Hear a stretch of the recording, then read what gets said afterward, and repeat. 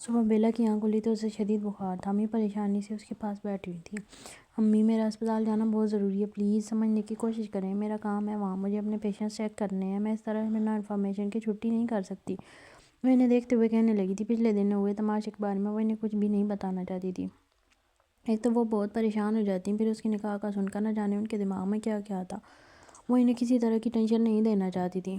امی کو کچھ نہیں سمجھانا بھیلا، اپنی حالت دیکھو، تمہیں تیز بخار ہے، ڈاکٹر تب دوسروں کا علاج کرے گا جب ڈاکٹر خود ٹھیک ہوگا، تم اتنی زیادہ بیمار ہو، وہاں جا کر کیسے سب ہینڈل کرو گی؟ اور ایک چھٹی کرنے سے کیا ہو جائے گا، تمہاری جگہ تمہارا کام کوئی اور ڈاکٹر دیکھ لے گا۔ رباب بھی اسے سمجھانے کی کوشش کر رہی تھی۔ نہیں رباب بھابی، سمجھنے کی کوشش کرو، اور جو میرا کام ہے وہ میرا ہے، جو میری ذمہ داری ہے وہ کوئی اور نہیں نبھائے گا، مجھے اپنی چیزیں خود ہینڈل کرنی پڑتی ہیں، اور پھر بنا بتائے تو اور بھی زیادہ مسئلہ ہو جاتا ہے۔ اگر میں نے کل رات کو ہی فون کر کے بتا دیتی کہ میری طبیعت ناساز ہے یا میں نہیں آنے والی تو بات کچھ اور تھی، لیکن اب یوں اچانک بنا بتائے میں چھٹی نہیں کر سکتی۔ وہ انہیں سمجھانے کی ہر ممکن کوشش کر رہی تھی۔ کل اسپتال میں اچھا خاصا تماشا ہوا تھا، اسے جاننا تھا اس تماشے کے بعد کیا ہوا ہے اسپتال میں۔ جس طرح کل وہ لوگ اسے لے کر گئے تھے، یقیناً ہر کسی کی نظر میں یہ بات ہوگی، اور یقیناً یہ بڑا مسئلہ بھی ہوگا، اور اسے ہر چیز کو کنٹرول کرنا تھا، سب کچھ اپنے مطابق کرنا تھا، اس کا جانا بے حد ضروری تھا۔ کل واپسی پر ریان نے اس سے بس اتنا ہی کہا تھا کہ وہ اس ڈاکو بالا کے ساتھ اس کی زندگی برباد نہیں ہونے دے گا، وہ ہر چیز کو سنبھال لے گا، جلد سے جلد وہ طلاق کروا دے گا، اور اسے اپنے بھائی پر یقین تھا۔ فی الحال یہ معاملہ جس طرح اس کا بھائی چاہتا تھا وہ اس طرح سے ہینڈل کر رہا تھا۔ انہوں نے گھر میں یہ بات کسی کو بھی نہیں بتائی تھی، اور نہ ہی وہ کسی کو پریشان کرنا چاہتی تھی۔ اگر اس کے بھائی نے کہہ دیا تھا کہ وہ ہر چیز کو اپنے مطابق حل کر لے گا تو اس کا بھی کوئی ارادہ نہیں تھا گھر میں کسی کو بھی پریشان کرنے کا۔ ہاں، لیکن وہ اپنا ذہنی سکون کھو چکی تھی، اسے ایک لمحے کا سکون نہیں تھا۔ دماغ پر وہ آدمی پوری طرح سے سوار تھا۔ نکاح قبول کرتے ہوئے اس نے جس طرح اپنے آپ کو اس آدمی کے نام لکھا تھا وہ مجبوری کے انتہا سے وہی سمجھ سکتی تھی۔ اس کے بھائی نے تو کہہ دیا تھا کہ طلاق ہو جائے گی، لیکن طلاق لفظ کا مطلب وہ اچھے طریقے سے سمجھتی تھی، اور یہ بھی حقیقت تھی کہ جب بھی یہ لفظ آتا تھا وہ کانپ اٹھتی تھی۔ اس نے کبھی سوچا بھی نہیں تھا اس کی شادی یوں کسی کے ساتھ ہوگی اور پھر معاملہ یوں طلاق تک جا پہنچے گا۔ ہاں، اس کے ساتھ نباہ کرنے کا تو سوال ہی پیدا نہیں ہوتا تھا، اس معاملے کا حل صرف اور صرف طلاق ہی تھا، اور اسے نہ چاہتے ہوئے بھی طلاق جیسا ناپاک لفظ اپنی زندگی میں استعمال کرنا پڑ رہا تھا۔ امی اور رباب نے اسے سمجھانے کی ہر ممکن کوشش کی تھی، لیکن اسے اسپتال جانا تھا اور ہر قیمت پر جانا تھا۔ وہ اس معاملے کو اس طرح نہیں لے سکتی تھی، نہ جانے کتنی انگلیاں اس پر اٹھ رہی تھیں، اس نے ہر چیز کو سنبھالنا تھا، ہر چیز کو سمجھنا تھا۔ تو شاید زندگی یوں ہی کٹنی تھی، لیکن اس دعا کے ساتھ کہ آئندہ وہ شخص کبھی اس کے سامنے نہ آئے۔ وہ خاموشی سے اٹھ کر تیار ہونے لگی تھی، جسم میں عجیب طرح کی تھکاوٹ تھی، لیکن اس وقت اس کے دماغ میں صرف اور صرف اسپتال جانے کا جنون سوار تھا۔ تیار ہونے کے بعد وہ جب نکلنے لگی تو امی نے اسے روکنے کے لیے وہیل چیئر گھسیٹ دی، اس کے دروازے تک آ رہی تھی، لیکن وہ نہیں رکی۔ ریان تو صبح صبح ہی کہیں چلا گیا تھا، ورنہ امی کے مطابق وہ اسے روکنے میں کامیاب ہو جاتا۔ امی نے تھک ہار کر بس فی امان اللہ کہہ کر دروازہ اندر سے بند کر دیا تھا، جبکہ رباب خاموشی سے ان کی وہیل چیئر گھسیٹ کر واپس لے گئی تھی۔ سر، طلاق کے کاغذات، میں کچھ سمجھا نہیں، آپ کس کی طلاق کے کاغذات تیار کروانا چاہتے ہیں اور ڈاکوؤں کے ٹائم ٹیبل کیوں پوچھ رہے ہیں آپ؟ اس کا کانسٹیبل پوری طرح سے اس کی طرف متوجہ تھا، جبکہ اس نے آتے ہی اسے طلاق کے کاغذات تیار کروانے کا حکم دیا تھا۔ جو میں کہہ رہا ہوں وہ کرو، اور فضول کی معلومات نہیں مانگ رہا، بس یہ جاننا ہے کہ ڈاکو بالا کب اپنے قبیلے سے باہر نکلتا ہے، کہاں جاتا ہے، اس کے آنے جانے کی ٹائمنگ، ہر چیز۔ وہ اسے سمجھاتے ہوئے بولا تو اس نے عجیب سی نظروں سے اسے دیکھا تھا۔ مطلب کہ قبیلے کا سردار، کیونکہ سردار کے بننے کے بعد اب قبیلے کا سردار ڈاکو بالا ہے۔ آپ جانتے ہیں کہ ڈاکو بالا اس وقت بہت چوکنا ہے اور اپنی حفاظت کرے گا، اور ہم اسے اٹھوا نہیں سکتے۔ یقیناً آپ کا ارادہ اسے گرفتار کرنے کا ہوگا، لیکن اس وقت وہ بہت چوکنا ہے، فی الحال ہم ان کے خلاف کسی بھی طرح کی سازش کریں گے تو خود پھنس جائیں گے، کانسٹیبل اسے سمجھاتے ہوئے بولا تھا، جبکہ اس نے گھور کر کانسٹیبل کو دیکھا تھا۔ میری بات سنو، تم سردار دلدار مرا نہیں ہے، وہ زندہ ہے قبیلے میں، اور ہو سکتا ہے جلدی منظر عام پر آ جائے۔ دوسری بات، بالا وہاں کا سردار نہیں ہے، وہ اب بھی سردار کا رائٹ ہینڈ ہے، اور بس مجھے اس رائٹ ہینڈ کی انفارمیشن چاہیے، سردار کیا کرتا ہے، کیوں کرتا ہے، یا پھر اس کا اگلا حملہ یا اگلی ڈکیتی کیا ہوگی۔ ان سب چیزوں سے میرا کوئی لینا دینا نہیں ہے، میں تمہیں صرف اور صرف معلومات نکالنے کے لیے کہہ رہا ہوں، اور تم نے بس مجھے معلومات ہی نکال کر دینی ہے، نہ تو میں نے تم سے کوئی مشورہ مانگا اور نہ ہی تم میرے سامنے کوئی فضول بات کرو گے۔ آئی میری بات سمجھ میں؟ وہ اسے دیکھتے ہوئے کہنے لگا تو کانسٹیبل نے صرف ہاں میں سر ہلایا تھا۔ جی سر، مجھے آپ کی بات سمجھ آ گئی ہے، لیکن اب یہ بتائیں کہ کل کیا کرنا ہے؟ وہ بات ختم کرتے ہوئے موڈ چینج کرنے لگا تو اب کی دفعہ ریان نے حیرت سے اسے دیکھا تھا۔ کیوں؟ کل کیا ہے؟ وہ اسے دیکھتے ہوئے سوال کرنے لگا تو کانسٹیبل کو اب مزید حیرت ہوئی تھی۔ سر، کل سربنی ہے، آپ کو اس میں انوائٹ کیا گیا ہے، آپ نے جو اتنی کامیابی سے اپنے پلان پر کام کیا ہے اس کے حوالے سے آپ کو انعام سے نوازا جائے گا، آپ کی پروموشن ہوگی، اتنا ہی نہیں بلکہ آپ کی وردی پر اسٹار بھی بڑھ جائے گا۔ پھر تو سر آپ ہمیں پارٹی دیں گے، وہ آدمی اچانک سے بولا تو ریحان نے آنکھیں گھمائی تھی۔ نہ تو مجھے کوئی پروموشن چاہیے اور نہ ہی مجھے کسی انعام کی طلب ہے، اور یہ بات میں پہلے بھی بتا چکا ہوں، اب بھی کہہ رہا ہوں، سردار زندہ ہے تو مجھے کسی بات کی پروموشن دی جا رہی ہے، میں نے کوئی پلاننگ نہیں کی تھی، وہ سارے غلط فہمی ہے، اور کسی غلط فہمی پر ملا ہوا انعام مجھے نہیں چاہیے، آئی میری بات سمجھ میں؟ باقی اس غلط فہمی کے پیچھے چھپی ہوئی سازش کو میں بہت اچھے طریقے سے سمجھتا ہوں، بہتر ہوگا یہ انعام بھی اس سازش کو ہی دیا جائے، میرے نام پر بل پھاڑنا بند کرو تم لوگ۔ حقوق سے ٹیبل سے اٹھتے ہوئے سامنے کھڑے سینئر انسپکٹر کو بھی دیکھ چکا تھا، جو خباثت سے مسکراتے ہوئے اس کی بات سن کر ہاں میں سر ہلا گیا تھا۔ ریحان اتنا تو سمجھ ہی چکا تھا کہ اس کے تھانے میں ہی کوئی ہے جو اس کے خلاف سازش کر رہا ہے، جو سازش کرتے کرتے غلطی سے اس کے لیے انعام کا ایک بڑا دروازہ کھول چکا ہے، بلکہ صرف انعام کا ہی نہیں، پروموشن کا بھی۔ اگر ریحان کی یہ پروموشن ہو جاتی تو یقیناً وہ اور انسپکٹر ایک ہی رتبے پر آ جاتے۔ اسے لگا تھا جب سردار اور قبیلے والوں کو پتہ چلے گا کہ وہ انہیں دھوکہ دے رہا ہے تو یقیناً وہ لوگ اسے گولی مار کے ختم کر دیں گے۔ پولیس اسٹیشن میں موجود واحد رشوت نہ لینے والا انسپکٹر یہیں پر تمام ہو جائے گا اور ان معاملات باہر نہیں آئیں گے، لیکن وہاں الٹا ہی ہو گیا تھا۔ لیکن جس طرح انسپکٹر ریحان اکرم اس معاملے سے آنکھیں چرا رہا تھا، اسے یہ سب کچھ دیکھ کر بہت مزہ آ رہا تھا۔ یقیناً وہ ڈاکوؤں کی نظر میں برا نہیں بننا چاہتا تھا، لیکن اب بہت برا بن چکا تھا، اور اس بات کی سب انسپکٹر کو بہت خوشی تھی۔ اتنے دنوں سے اس نے ٹھیک سے کھانا کھایا ہی نہیں تھا، آج جب میرو اسے صبح ناشتہ دے کر گیا تو اس نے خوب سیر ہو کر کھانا کھایا تھا۔ پتہ نہیں نیچے سردار نے کچھ کھایا تھا یا نہیں، لیکن اس نے سکون سے ناشتہ کھایا، آخر اس دن کو جھیلنا بھی تو تھا، اس لیے اس نے خوب سارا کھانا کھانا تھا۔ کھانا کھا کر وہ اٹھ کر اچھے سے تیار ہوئی، اس کا موڈ ندی پر جانے کا تھا، بلکہ ندی پر جانے کا نہیں، سردار کو بھی اپنے ساتھ لے کر جانے کا تھا۔ وہ کافی دیر اس کے ساتھ گزارنا چاہتی، لیکن وہ تو ناراض تھا، کوئی بات نہیں، وہ منا لے گی، تھوڑی بہت ضد تو چل ہی جاتی ہے ناراضگی میں بھی، اور ویسے بھی اگر وہ اپنے مطلب کے لیے راضی ہو سکتا ہے تو پھر اس کے لیے کیوں نہیں، راضی تو اسے ہونا ہوگا۔ چلو اگر وہ راضی نہیں، تھوڑی دیر کے لیے راضی ہو ہی جائے گا، رات کو بھی تو ہوا تھا نا، تھوڑی دیر کے لیے راضی اس کے لیے بھی ہو جائے گا۔ اس نے اچھے سے تیار ہوتے ہوئے اپنے لمبے بالوں کو پیچھے کھلا چھوڑا تھا، پھر دوپٹے کو ٹھیک سے سر پر سیٹ کر کے اس نے چادر کو اوڑھ لیا تھا، ویسے بھی ندی پر جا کر وہ چادر اتار ہی دیتی تھی۔ اپنی تیاری مکمل کرتے ہوئے اس نے نازک سے پیروں میں نازک سی چپلیں پہنی تھیں اور پھر نیچے کی طرف آنے لگی، لیکن دور سے کسی کی رونے چلانے کی آواز سنائی دی تو اس نے اپنے قدم روک لیے تھے۔ نیچے کوئی سردار کی دہشت کا شکار عورت تھا، سردار کے ہاتھ میں چابک تھا جسے وہ مسلسل زمین پر پڑے آدمی پر برسا رہا تھا۔ وہ آدمی کون تھا اور اسے اتنی مار کیوں پاڑی تھی، وہ ہرگز نہیں جانتی تھی۔ وہ آدمی قبیلے کا نہیں لگ رہا تھا، ایسا لگ رہا تھا کہیں باہر سے آیا۔ وہ کافی نیچے آ چکی تھی، لیکن سردار کا غصہ دیکھ کر اس نے اپنے پیروں کو بلی کی چال سے واپس اوپر کی طرف موڑ لیا تھا اور پھر بھاگ کر واپس کمرے میں جا کر بند ہو گئی تھی۔ یا اللہ، ڈاکو جی کو کیا ہو گیا؟ یہ اتنے زیادہ غصے میں کیوں تھے؟ پتہ نہیں کس نے ان کو غصہ دلایا تو دلایا۔ یہ آدمی کون تھا جسے وہ اس طرح سے مار رہے تھے؟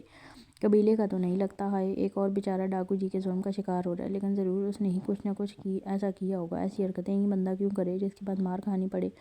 اللہ جی، اگر وہ اچھا انسان ہے اور اس سے چھوٹی موٹی غلطی ہو گئی ہے تو پلیز ڈاکو جی کے دل میں اس کے لیے رحم ڈال دیں، لیکن اگر وہ برا انسان ہے اور اس نے کوئی بڑی غلطی کی ہے تو پھر تو اس کو پٹائی لگنی ہی چاہیے۔ ہائے اللہ، لیکن وہ کتنا چلا رہا تھا، اسے کتنا درد ہو رہا تھا۔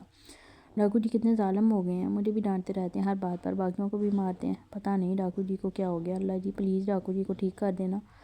وہ وہیں بیڈ پر لیٹے ہوئے سردار کے بارے میں سوچ رہی تھی، ذہن پر بہت کچھ چل رہا تھا اس وقت، جبکہ مایوسی اور اداسی اس بات کی تھی کہ وہ ندی پر نہیں جا پا رہی تھی۔ ابھی وہ اپنی ہی سوچوں میں گم تھی جب اسے باہر کسی کے ہونے کا احساس ہوا۔ اس نے فوراً اٹھ کر دیکھا تو میرو ایک طرف کھڑا تھا۔ جمرو اور بالا اب نہیں آتے تھے اسے کھانا دینے کے لیے، اور وہ بھی ان سے ناراض تھی۔ بات تو کرنے والی ہرگز نہیں تھی، لیکن شاید وہ ابھی اس سے ناراض ہی تھے، جو کچھ ہوا تھا اس کی وجہ سے ہی ہوا تھا، تو شاید وہ لوگ اب تک اپنی ناراضگی برقرار رکھے ہوئے ہوں گے۔ اس نے اٹھ کر دروازے پر آتے ہوئے میرو سے کھانا لیا تھا۔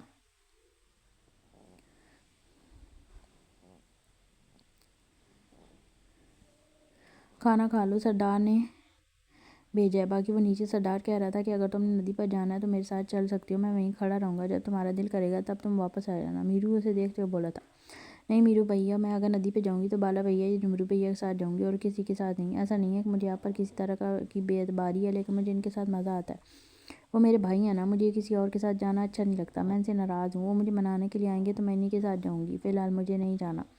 وہ کھانا لے کر بولی تھی، جب میرو نے پیچھے کی طرف پلٹ کر دیکھا، انداز کچھ عجیب سا تھا، اسے لگا شاید وہاں کوئی اور بھی کھڑا ہے۔ اس نے فوراً باہر نکل کر ایک طرف کھڑے بالا اور جمرو کو دیکھا تھا، جو اسے دیکھ کر نرمی سے مسکرا رہے تھے۔ اس نے انہیں دیکھا، پھر منہ بناتے ہوئے اندر چلی گئی۔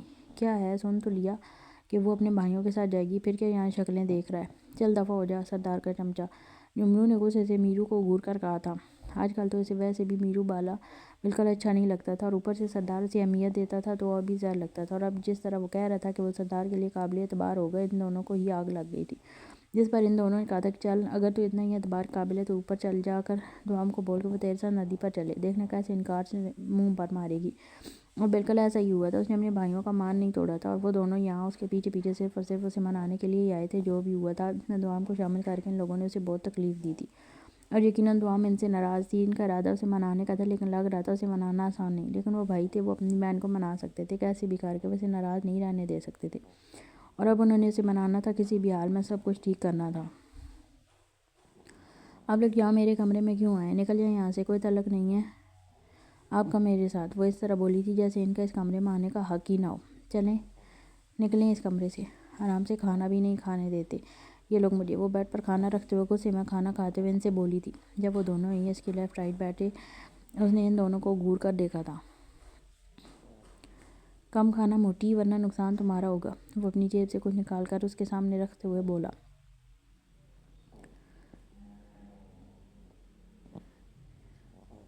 موٹی ہوگی وہ بیلا ڈاکٹر، خبردار جو مجھے موٹا کہا، اور یہ مسالہ نکال کر میرے سامنے کیا رکھ رہی ہو؟ میں جانتی ہوں کیریوں کا موسم جا چکا، اور اب مجھے کیریاں لا کر نہیں دے سکتے، تو خبردار جو میرے سامنے یہ چاٹ مسالہ لا کر رکھا۔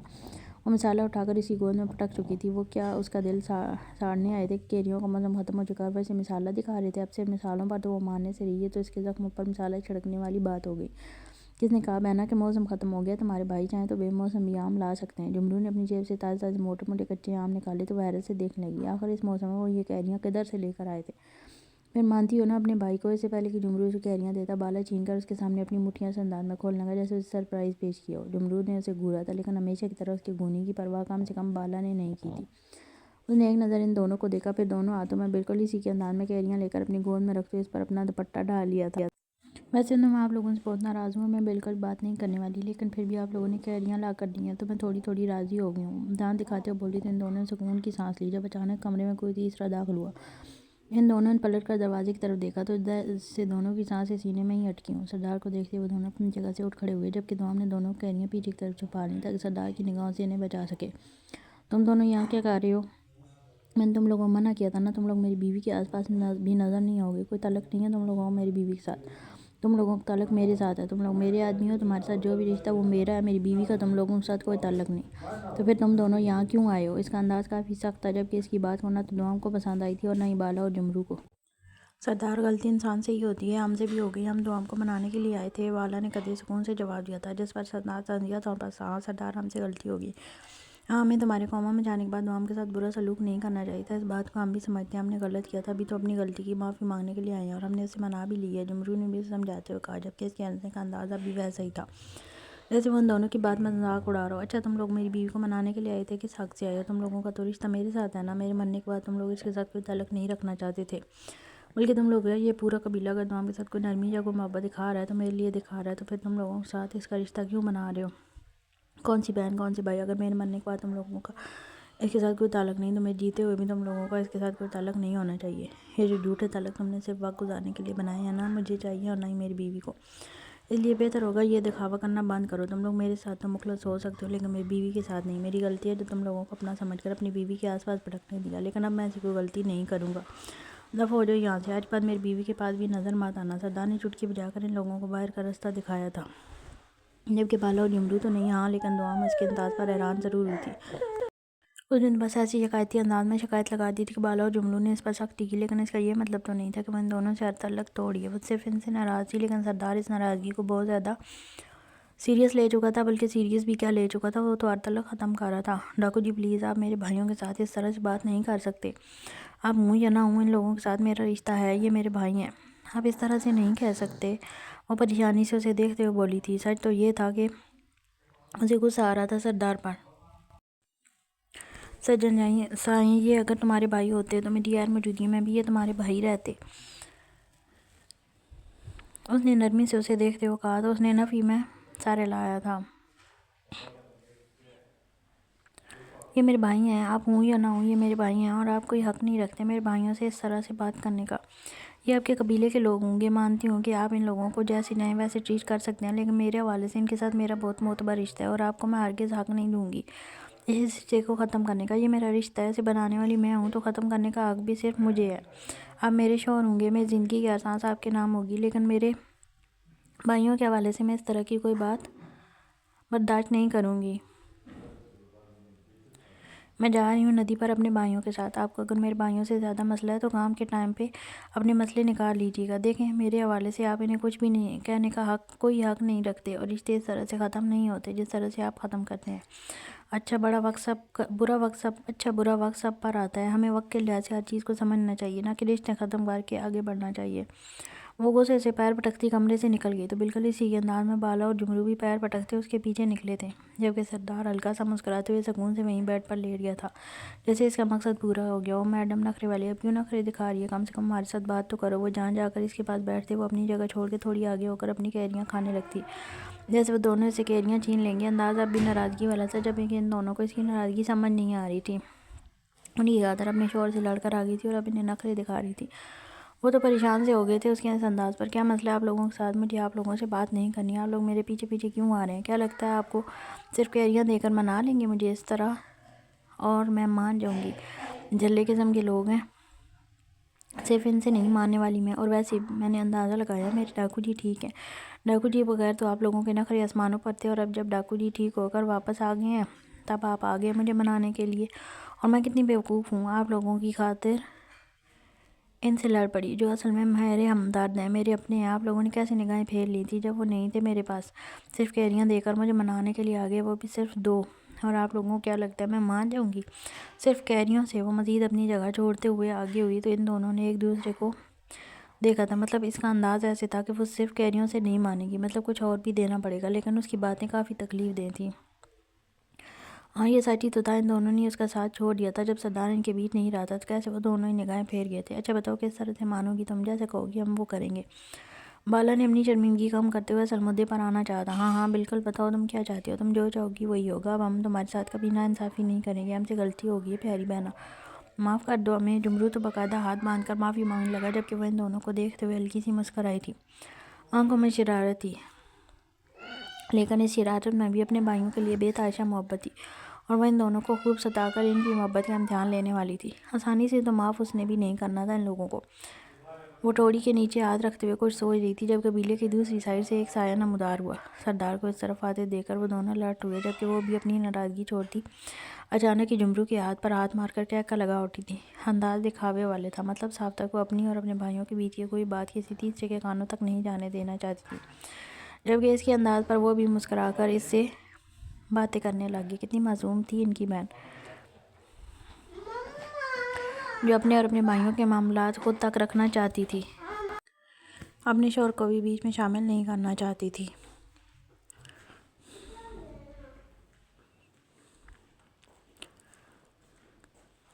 تم لوگوں کو یہ بتانے کے لیے آیا ہوں کہ آدھے گھنٹے میں اسپتال کے لیے نکل رہے ہیں، اور وہ زیور واپس لانے کے لیے سیٹ کے پاس بھی جانا ہے۔ وہ اسے دیکھتے ہوئے بولا تو بالا نے ایک نظر اسے دیکھا تھا، پھر نفی میں سارے لایا۔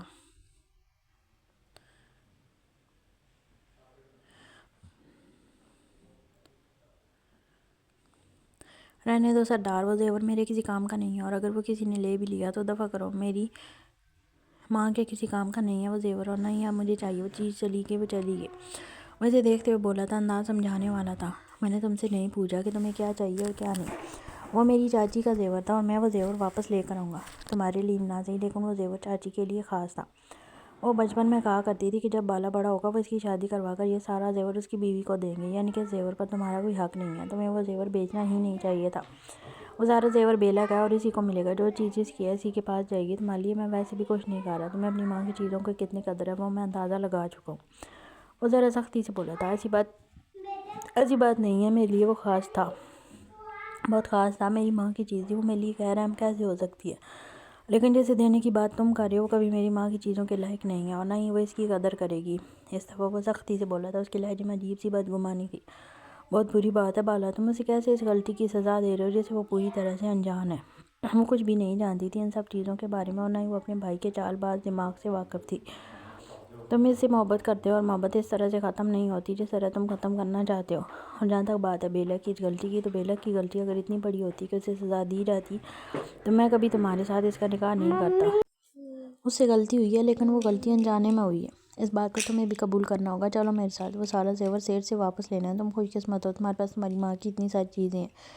میرے پاس تو سوائے اس پازیب کے اور کچھ بھی نہیں تھا جو میں نے اپنے سجن سائی کو پہنائی تھی۔ اس کا اشارہ دوام کے پیروں کی طرف تھا جس میں وہ پائل آج بھی موجود تھی۔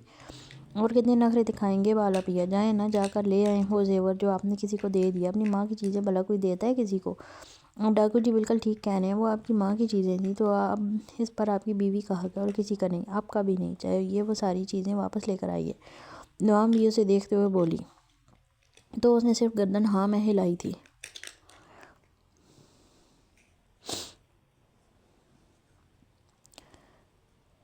کیا بولا؟ 2.5 کروڑ؟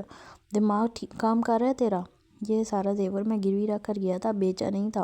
سیٹھ بالا خود ہی اندر آیا تھا اپنا زیور واپس بازیاب کروانے کے لیے، لیکن یہاں آ کر دیکھا تو سیٹھ کا تو انداز ہی بدل چکا تھا۔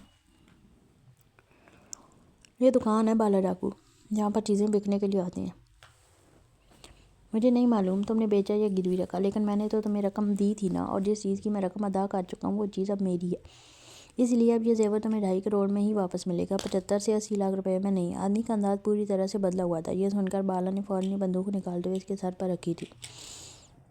بالا ڈاکو، یہ انداز چھوڑ دو، ہمیں ڈاکوؤں کے ساتھ پنگے لیتے بھی سالوں گزر چکے ہیں، خود کو ڈاکو سردار دلدار سمجھنا بند کرو۔ اس کے غائب ہونے کے بعد تم اس قبیلے کے سردار بن گئے ہو، اس کا یہ مطلب نہیں کہ ہر چیز تمہارے کنٹرول میں آ چکی ہے۔ میں نہیں ڈرتا تم سے، بے شک گولی مار دو، لیکن وہ زیور تو اب میں 2.5 کروڑ میں ہی واپس بھیجوں گا۔ وہ آدمی خباثت سے ہنستے ہوئے بولا تھا۔ اسے یقیناً ڈاکوؤں کا ڈر نہیں تھا، کیونکہ اس کے پاس دن میں ہزاروں ڈاکو آتے تھے، بلکہ ڈاکوؤں کا کاروبار ہی اسی کی وجہ سے چلتا تھا، کیونکہ ڈاکوؤں کی چوری کی ہوئی ساری چیزیں وہی تو خریدتا تھا۔ اب اس سے بہتر ڈیلر ان کے پاس موجود ہی نہیں تھا جسے وہ اپنا فائدہ کروا سکتے، اس لیے پورے علاقے کے ڈاکو یہیں آتے تھے اور اپنی چوری کا مال اسی کو بھیجتے تھے۔ 2.5 کروڑ دو اور اپنا زیور لے جاؤ، میں بحث کرنا نہیں چاہتا، اور بہتر ہوگا تم بھی میرے ساتھ کسی طرح کی کوئی بحث مت کرو۔ وہ آدمی کسی طرح سے ہاتھ آنے کو تیار نہیں تھا، سر پر بندوق تھی جبکہ وہ ابھی بے تاثر کھڑا تھا۔ باہر میں جاؤ تم، نہیں چاہیے مجھے وہ زیور، وہ غصے سے کہتا کمرے سے نکلتے ہوئے باہر کی طرف گیا، جبکہ سردار اور جمرو جو بڑے سے درخت کے نیچے کھڑے اس کا انتظار کر رہے تھے، اسے خالی ہاتھ آتا دیکھ کر کافی کچھ سمجھ گئے تھے۔ بے غیرت کتا، کہتا ہے کہ اب وہ زیور 2.5 کروڑ میں واپس دوں گا، اس رقم کے بدلے وہ کچھ بھی دینے کو تیار نہیں ہے۔ وہ رقم سردار کے حوالے کرتے ہوئے بولا جو سردار نے علاقہ ڈاکو سے چرائی تھی۔ کیوں نہیں دے گا، کیا کہتا ہے؟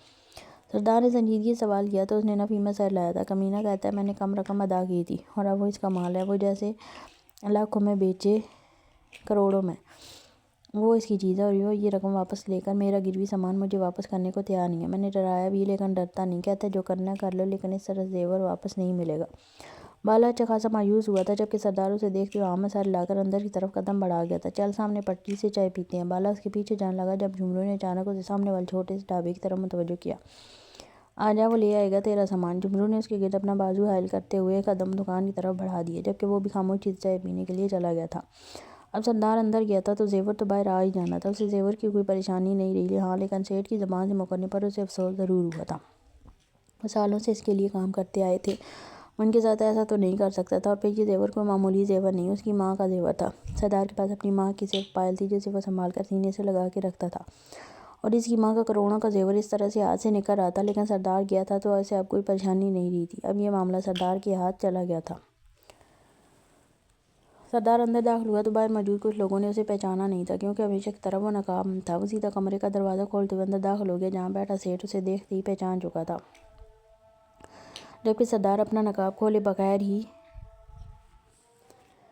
کرسی گھسیٹ کر سامنے بیٹھتا اپنا پیر ٹیبل پر رکھ چکا تھا۔ سردار سیٹھ ہاتھ باندھتے ہوئے اٹھ کر کھڑا ہو گیا تھا، اس کے منہ سے مسلسل اس کے نام کا ورد جاری تھا۔ سردار، تم زندہ ہو؟ وہ بے یقینی کے عالم میں تھا، جبکہ سردار نے اسے دیکھتے ہوئے انگلی کے اشارے سے اسے واپس بیٹھنے کا اشارہ کیا تھا، لیکن وہ تو جیسے شوق کی کیفیت میں تھا۔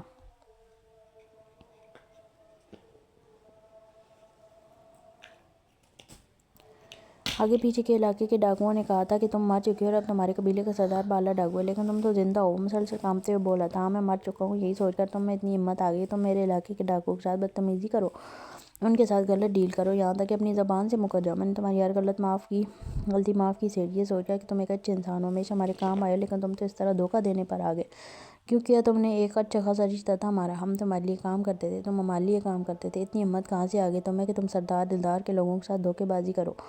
میری موت کا یقین ہو گیا تھا، یہ ڈر ختم ہو گیا تھا، وہ اس کی آنکھوں میں آنکھیں ڈال کر بولا، جبکہ وہ آدمی ابھی بری طرح سے کانپ رہا تھا۔ سردار معاف کر دو مجھ سے غلطی ہو گئی، آئندہ ایسا نہیں ہوگا، خدا کے لیے معاف کر دو، میں تمہارے سامنے ہاتھ جوڑتا ہوں، مجھے سچ میں لگا تم مار گئے، اور پھر آگے پیچھے کے ڈاکوؤں نے مجھے یہی بتایا کہ تم مار گئے، یہاں تک کہ کوئی ڈکیت تو تمہارے قبیلے پر حملہ کر کے وہاں کا سردار بننے کے خواہشمند تھے۔ وہ بری طرح سے کانپتے ہوئے ٹیبل سے گھوم کر اس کے پاس آتے ہوئے اس کے پیر پکڑ کر بیٹھ گیا۔ چاچی کا زیور دو۔ وہ اس سے اپنے قریب سے دھکیلتے ہوئے اسے مدعے کی طرف آیا تو وہ فوراً اٹھ کر کھڑا ہوتا، سامنے الماری سے الگ الگ تھیلیاں نکالنے لگا، جبکہ ایک تھیلی نکالتے اس نے تیزی سے لا کر اس کے سامنے رکھی تھی۔ جلسہ نہ ہوئے تے قد تو بڑے پنگے نہیں لئی جاندے، جب ہمت نہ ہو تب قد سے بڑے پنگے نہیں لیے جاتے۔ وہ ایک جھٹکے سے اسے پیچھے دھکیلتے اپنے پاس موجود تھیلی سامنے ٹیبل پر پھینک گیا تھا۔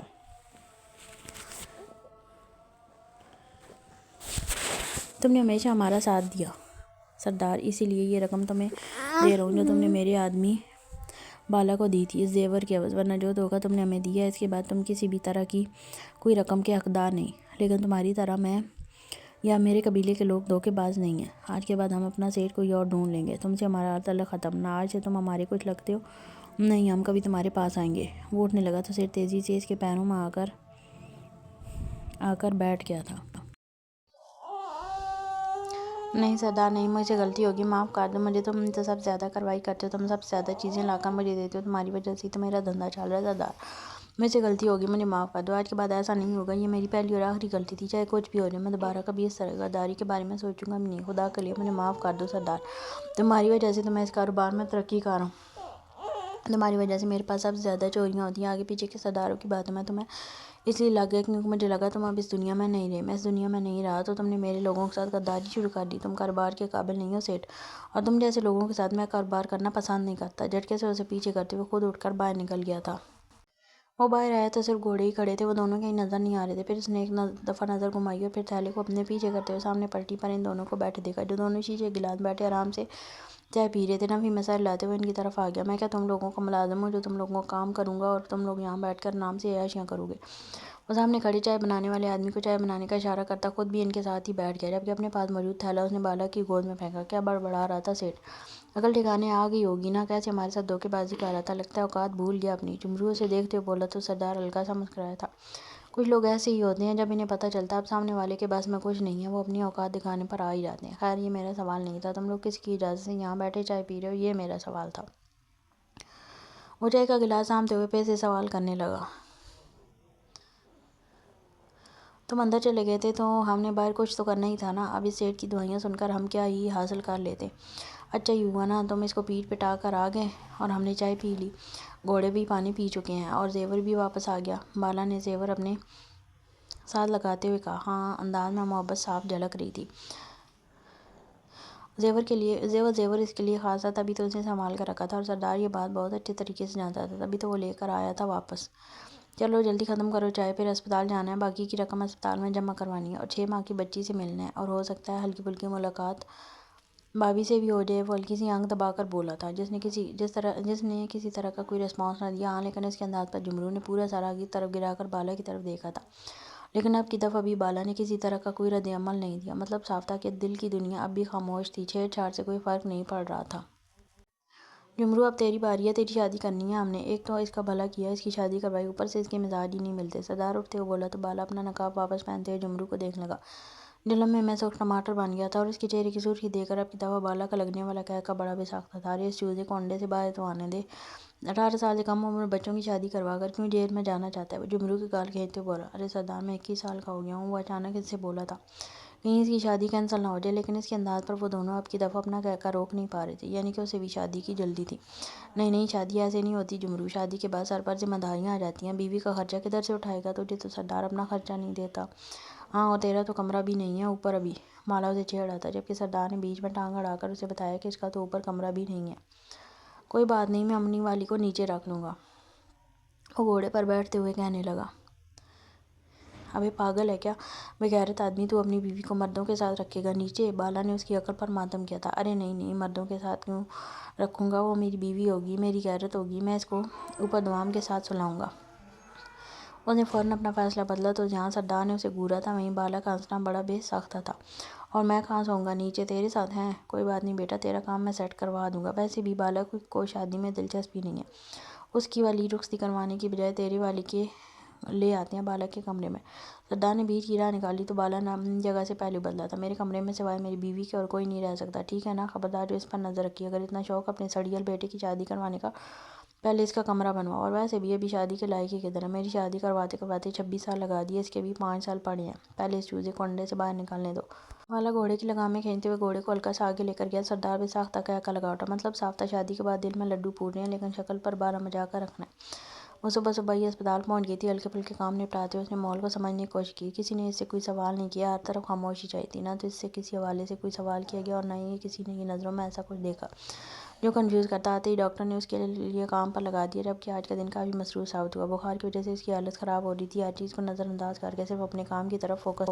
تقریباً 3 گھنٹے ڈیوٹی کے بعد وہ سکون سے تھوڑی دیر آرام کرنے کے لیے اسٹاف روم کی طرف جا رہی تھی جب اسے سامنے سے کچھ نقاب پوش ادھر آتے نظر آئے. باقیوں کو تو نہیں، ہاں لیکن ایک سائڈ پر چلتے ہوئے آدمی کو وہ بہت اچھے طریقے سے پہچان گئی تھی. آگے پیچھے کوئی راستہ نہیں تھا اور وہ اس سے ڈر کر اگر یوں پیچھے مڑ جاتی تو یقیناً وہ اسے کمزور سمجھتا. وہ ہرگز کوئی کمزور نہیں تھی، اس لیے اس نے پیچھے کی طرف جانے بجائے سیدھا جانے کا فیصلہ کیا. تیزی سے قدم بڑھاتے ہوئے بالا کے بجائے جمرو کی سائڈ پر آئی تاکہ یہاں سے گزر جائے. راہداری اچھی خاصی بڑی تھی لیکن پھر بھی قسمت نے اسے پوری طرح سے دھوکہ دیا.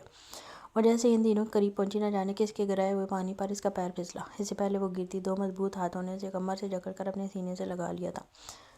اس نے دور سے ہی بیلا کو اس طرف آتے دیکھ لیا تھا. پہلے انہیں دیکھ کر وہ ایک لمحے کے لیے رکی تھی، پھر اگلے لمحے خود میں خود اعتمادی پیدا کرتے ہوئے تیزی سے آگے بڑھتی ان کے قریب سے گزرنے لگی تھی.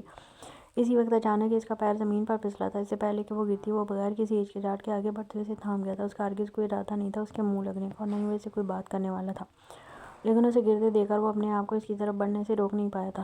پھر خود کو گرتے دیکھ کر وہ اس کے دونوں بازوؤں کو کندھے سے مضبوطی سے تھامتے ہوئے اپنی مٹھی میں جکڑ چکی تھی. آنکھیں بند تھی جبکہ اس کا سارا وزن بالک کے کندھوں پر تھا. خود کو کسی کے مضبوط بازوؤں کی قید میں پا کر اس نے آہستہ سے آنکھیں کھولتے ہوئے خود پر جھکے آدمی کو دیکھا تھا اور پھر اگلے لمحے سے دور ہونے کی کوشش کی. انداز ایسا جیسے کوئی اچھوت ٹکرا گیا ہو، لیکن بالک کو ارادہ نہیں تھا اس حقارت سے اسے چھوڑنے کا. وہ جتنا اس سے دور ہو رہی تھی، بالک کے مضبوط ہاتھ اس کی کمر پر اتنی سخت ہو رہے تھے. نہ جانے کیسے اس کی کمر پر ہاتھ رکھ رکھے ہی وہ محسوس کر چکا تھا کہ اس کا بدن غیر معمولی طور پر تڑپ رہا تھا. اس نے اگلے ہی لمحے اپنا ہاتھ اس کی کمر سے ہٹاتے ہوئے اس کے ماتھے پر رکھا، پورے حق اور استحقاق کے ساتھ. تمہیں بخار ہے اور اس بخار میں تم یہاں اسپتال میں کیا کر رہی ہو؟ اس کے لہجے میں فکر مندی صاف جھلک رہی تھی.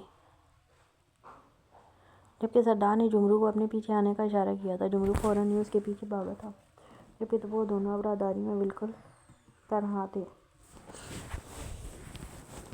میں بالکل ٹھیک ہوں، مجھے چھوڑیں اور آپ مجھ سے کوئی بھی سوال کرنے کا حق نہیں رکھتے. میرا آپ کے ساتھ کوئی تعلق نہیں ہے اور نہ ہی میں فیوچر میں آپ کے ساتھ کوئی تعلق رکھوں گی. چھوڑیں مجھے. اس نے دوسرا ہاتھ کمر سے ہٹاتے ہوئے اس کے ہاتھ کو اپنے چہرے سے دور کیا تھا، لیکن اس کا جھٹکنا تو بالا کو آگ لگا گیا تھا.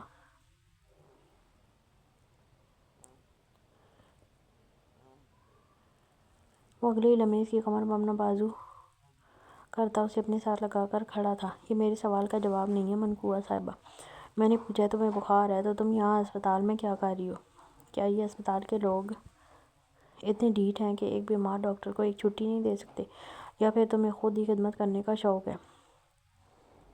ایک بات کان کھول کر سن لو، تمہاری لاپرواہیوں سے سخت چڑ ہے مجھے. میں ہرگز برداشت نہیں کروں گا کہ میری بیوی کو کوئی تکلیف ہو. اور کیا کہا تم نے کہ میرا کوئی حق نہیں ہے تم پر؟ تم محترمہ، نکاح میں ہو تم میرے. حق تو اب اتنے نکل آئے ہیں کہ حق ساری زندگی جتایا جائے گا. اور یہ امید تو تم چھوڑ ہی دو کہ میں تمہیں کبھی چھوڑوں گا.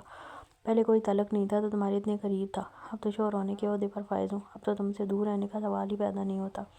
جو غلطیاں تم نے کی ہیں نا، اس کی سزا میں تمہیں چھوڑوں گا نہیں بلکہ ساری زندگی اپنے ساتھ رکھوں گا. تمہیں یہ رشتہ سمجھنے کے لیے وقت دیا، اس لیے تمہیں تمہارے بھائی کے ساتھ واپس یہاں بھیج دیا. تمہیں تمہاری منمانیاں کرنے کے لیے ہرگز نہیں بھیجا. میں بہت جلد تمہاری رخصتی کرواؤں گا. کسی خوش فہمی مت رہنا کہ آزاد ہو جاؤ گی اور ابھی اسی وقت تم اس ڈیوٹی سے آف ہو رہی ہو، کیونکہ میں ہرگز برداشت نہیں کروں گا کہ میری بیوی بخار میں تپتے ہوئے اپنی ڈیوٹی سر انجام دے. اس لیے تمہاری چھٹی کا وقت شروع ہو چکا ہے.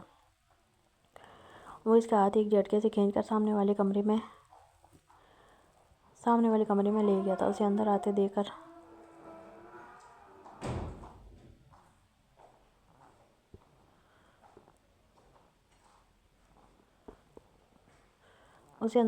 کر سامنے موجود ڈاکٹر فوراً اپنی جگہ سے اٹھ کھڑا ہوا.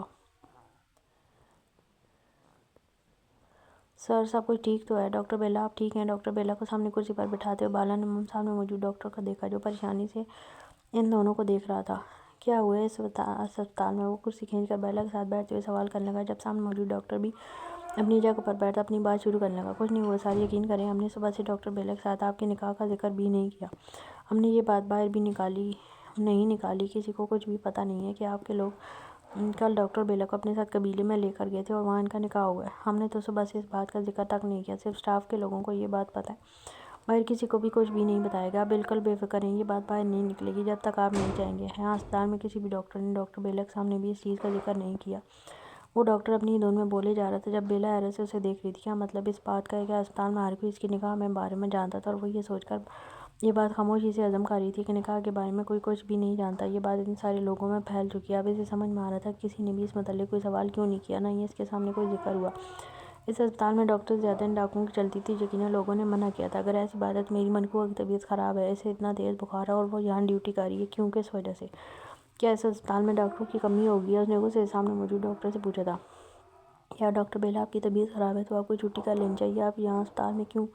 بس ایک کال کر کے ہمیں بتا دیتی، آپ کی جگہ کسی اور ڈاکٹر کی ڈیوٹی۔ خیر آپ ابھی گھر چلیے، آپ آرام کریں، آپ کو آرام کی ضرورت ہے، فکر نہ کریں، آپ کے نکاح کی بات باہر نہیں آئے گی اور نہ ہی اس اسپتال سے یہ بات باہر جائے گی۔ آپ بے فکر ہو کر اپنی جاب پر کچھ دنوں بعد جوائن کر سکتی ہیں۔ ڈاکٹر اسے دیکھتے ہوئے بول رہا تھا جبکہ وہ حیرت سے صرف اسے سن رہی تھی۔ دوسرے اسپتال میں صرف اس کی بدنامی ہوئی تھی کہ اس کا کسی ڈاکو کے ساتھ چکر چل رہا ہے اور ان لوگوں نے کس طرح سے اس بات پر ایکشن لیا تھا اور یہاں نکاح ہو گیا تھا اور یہ لوگ اتنے زیادہ نارمل تھے۔ وہ حیران نہیں تھی بلکہ اپنی قسمت پر اسے رونا آ رہا تھا۔ بس کر دو تم لوگ، اتنے ہمدرد و حساس ہو گیا مجھے جب کل سردار نے تم لوگوں کو فون کر کے بتا دیا تھا کہ ڈاکٹر بیلا کو کچھ دن کی چھٹیاں منظور کر دو، تو تم لوگوں نے ایسا کیا کیوں نہیں؟ اور جہاں تک بات ہے یہ بات باہر نہ نکلنے کی تو وہ سب کچھ ہم دیکھ لیں گے۔ ڈاکٹر بیلا یہاں ایک ڈاکٹر ہے اور اسے ڈاکٹر کی طرح ہی یہاں ٹریٹ کرنا ہے تم لوگوں نے۔ باقی ابھی اس کو چیک کرو اور اس کے لیے کوئی دوائی وغیرہ لکھ کر دو جس سے ابھی اس کی طبیعت کچھ ٹھیک ہو۔ کتنا تیز بخار ہے اسے؟ وہ اسے دیکھتے ہوئے بولا تھا جبکہ ڈاکٹر فوراً ہی اٹھ کر اس کے پاس آتے ہوئے بیلا کے ماتھے پر ہاتھ رکھنے لگا تھا جب اچانک بالا نے غصے سے اس کا ہاتھ تھام لیا۔ تمہاری ہمت کیسے ہوئی میری منقوہ کو چھونے کی؟ وہ غصے سے اپنی آنکھیں اس کی آنکھوں میں ڈالے سوال کرنے لگا۔ انداز ایسا وحشتناک تھا کہ ڈاکٹر لرز کا رہ گیا تھا، جبکہ لرز تو بیلا بھی گئی تھی۔ سر اگر میں چھوؤں گا نہیں تو مجھے پتہ کیسے چلے گا کہ بخار کس طرح کا ہے؟ سر مجھے چیک تو کرنا ہوگا نا، وہ پریشانی سے کہنے لگا تھا جبکہ اتنے سینئر ڈاکٹر کو اس طرح سے کانپتے دیکھ کر بیلا بھی حیران رہ گئی تھی۔ تو کیا میں جھوٹ بول رہا ہوں کہ اسے بخار ہے؟ اگر میں کہہ رہا ہوں کہ اس کی طبیعت خراب ہے تو خراب ہے، دوائی لے کر دو اور خبردار جو آئندہ اسے چھونے کی کوشش کی، اگر اس کے آس پاس بھی کوئی آدمی بھٹکا نا تو اس اسپتال کی اینٹ سے اینٹ پجا دوں گا۔ اور تم بھی کان کھول کر سن لو، تمہارے فون میں جتنے میل ڈاکٹر کے نمبر وغیرہ سیو ہے نا سب کے سب کو بلاک کر دو، جس نے بات کرنی ہے اسپتال کے دائرے میں رہ کر کرے۔ میں برداشت نہیں کروں گا ٹیلی فون کی گفتگو کو، اگر سلسلہ کام تک ہے تو کام تک رکھو، فون تک بات نہیں آنی چاہیے۔ اور دوسری بات، آج کے بعد نائٹ ڈیوٹی نہیں کرو گی تم۔ اس نے اسے حکم دیتے ہوئے سامنے سے موجود سینئر ڈاکٹر کی طرف دیکھا جس نے فوراً ہاں میں سر ہلایا۔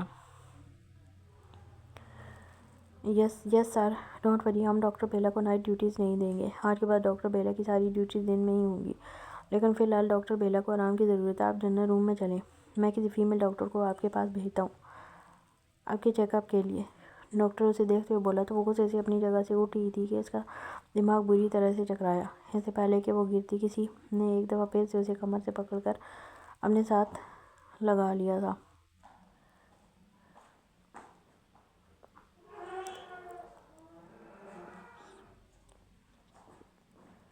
ریلیکس، میں ساتھ ہوں تمہارے، اگر طبیعت اتنی زیادہ خراب تھی تو آنے کی ضرورت کیا تھی؟ کیا اس اسپتال میں صرف ایک تم ہی ڈاکٹر ہو کہ تمہارے نہ آنے سے یہاں کے پیشنٹ کا علاج نہ ہو پاتا؟ وہ اسے کمر سے مضبوطی سے تھامے باہر لے کر جا رہا تھا جبکہ بیلا اپنے چکراتے سر کی وجہ سے نہ تو اس کا ہاتھ اپنی کمر سے نکال پا رہی تھی اور نہ ہی اس شخص کے ساتھ کو اپنے ساتھ قبول کر پا رہی تھی۔ یہ بالا کتنا میس رہنا، ہمارے سامنے کیسے نخرے دکھا رہا تھا کہ اسے ڈاکٹر بیلا کی کوئی پرواہ نہیں ہے، اس کے آس پاس بھی نہیں بھٹکے گا، شادی نہیں کرنا چاہتا وغیرہ وغیرہ، اور اب دیکھو کیسے اس کے ساتھ چپکا ہوا تھا، کتنا چالاک ہے۔ ہمارے سامنے اس کے نخرے ختم نہیں ہو رہے تھے اور وہاں کیسے ڈاکٹر بیلا کے ساتھ لگ کر کھڑا تھا، ڈرامے باز کہیں کا۔ وہ میٹنگ روم میں ڈاکٹر کے آنے کا انتظار کر رہا تھا جو میٹنگ کے بعد اب بچیوں کے ساتھ اس کی ملاقات کروانے کا انتظام کر رہا تھا، جبکہ جمرو کمرے میں آتے ہوئے اس سے باتیں کرنے لگا تھا۔ سردار نے اسے منع کیا تھا کہ وہ بالا اور بیلا کی سائڈ پہ نہ جائے بلکہ یہیں رک کر اس کا انتظار کرے۔ اب جب میٹنگ ختم ہو گئی تھی وہ اندر آیا تھا اور اس نے آ کر بتایا تھا کہ بالا اس وقت جنرل روم میں ڈاکٹر بیلا کے ساتھ اس کا چیک اپ کروا رہا ہے کیونکہ اس کی طبیعت کچھ زیادہ ہی خراب ہے۔ اس پر سردار ہلکا سا مسکرا دیا تھا جبکہ جمرو تو اچھا خاصا بدمزہ ہوا تھا۔ وہ تو ڈاکٹر بیلا کے خلاف کافی ساری باتیں کرنے کا ارادہ رکھتا تھا لیکن سردار نے اسے روک دیا۔ وہ اس کی منقوع ہے، ہونے والی بیوی ہے، کتنا ہی ناراض رہے گا اس سے۔ اگر اس کے ساتھ نکاح کا تعلق ہے، وہ اسے نہ تو دور رہ سکتا ہے اور نہ ہی اس کے ساتھ اجنبیت برت سکتا ہے۔ نکاح دنیا کا سب سے خاص تعلق ہے اور اس خاص تعلق میں وہ بن چکا ہے۔ اب وہ چاہے یا نہ چاہے، اس کے دل میں بیلا کے لیے جذبات ہیں جن سے وہ مکر نہیں سکتا۔ بیلا اب اس کی ذمہ داری ہے جو اسے نبھانی ہوگی۔ وہ اس کا واحد محرم تعلق ہے جسے وہ ہرگز نظر انداز نہیں کر سکتا۔ اور جہاں تک بات ہے اس کے میسنا اور چالاک ہونے کی، تو میرے پیارے سے بھائی، وہ ہمیشہ سے بہت ہی چالاک ہے۔ ہمارے سامنے صرف اوپر سے ڈرامہ کرتا ہے، اندر دل کی دنیا میں لڈو پھوٹ رہے ہیں اپنی من پسند لڑکی کو اپنے نکاح میں لے کر۔ جو خوشی ملتی ہے نا، وہ خوشی اس دنیا کی سب سے خوبصورت خوشی ہے۔ تو تھوڑا بڑا ہو جائے، پھر تجھے بھی اس خوشی سے متعارف کرواؤں گا۔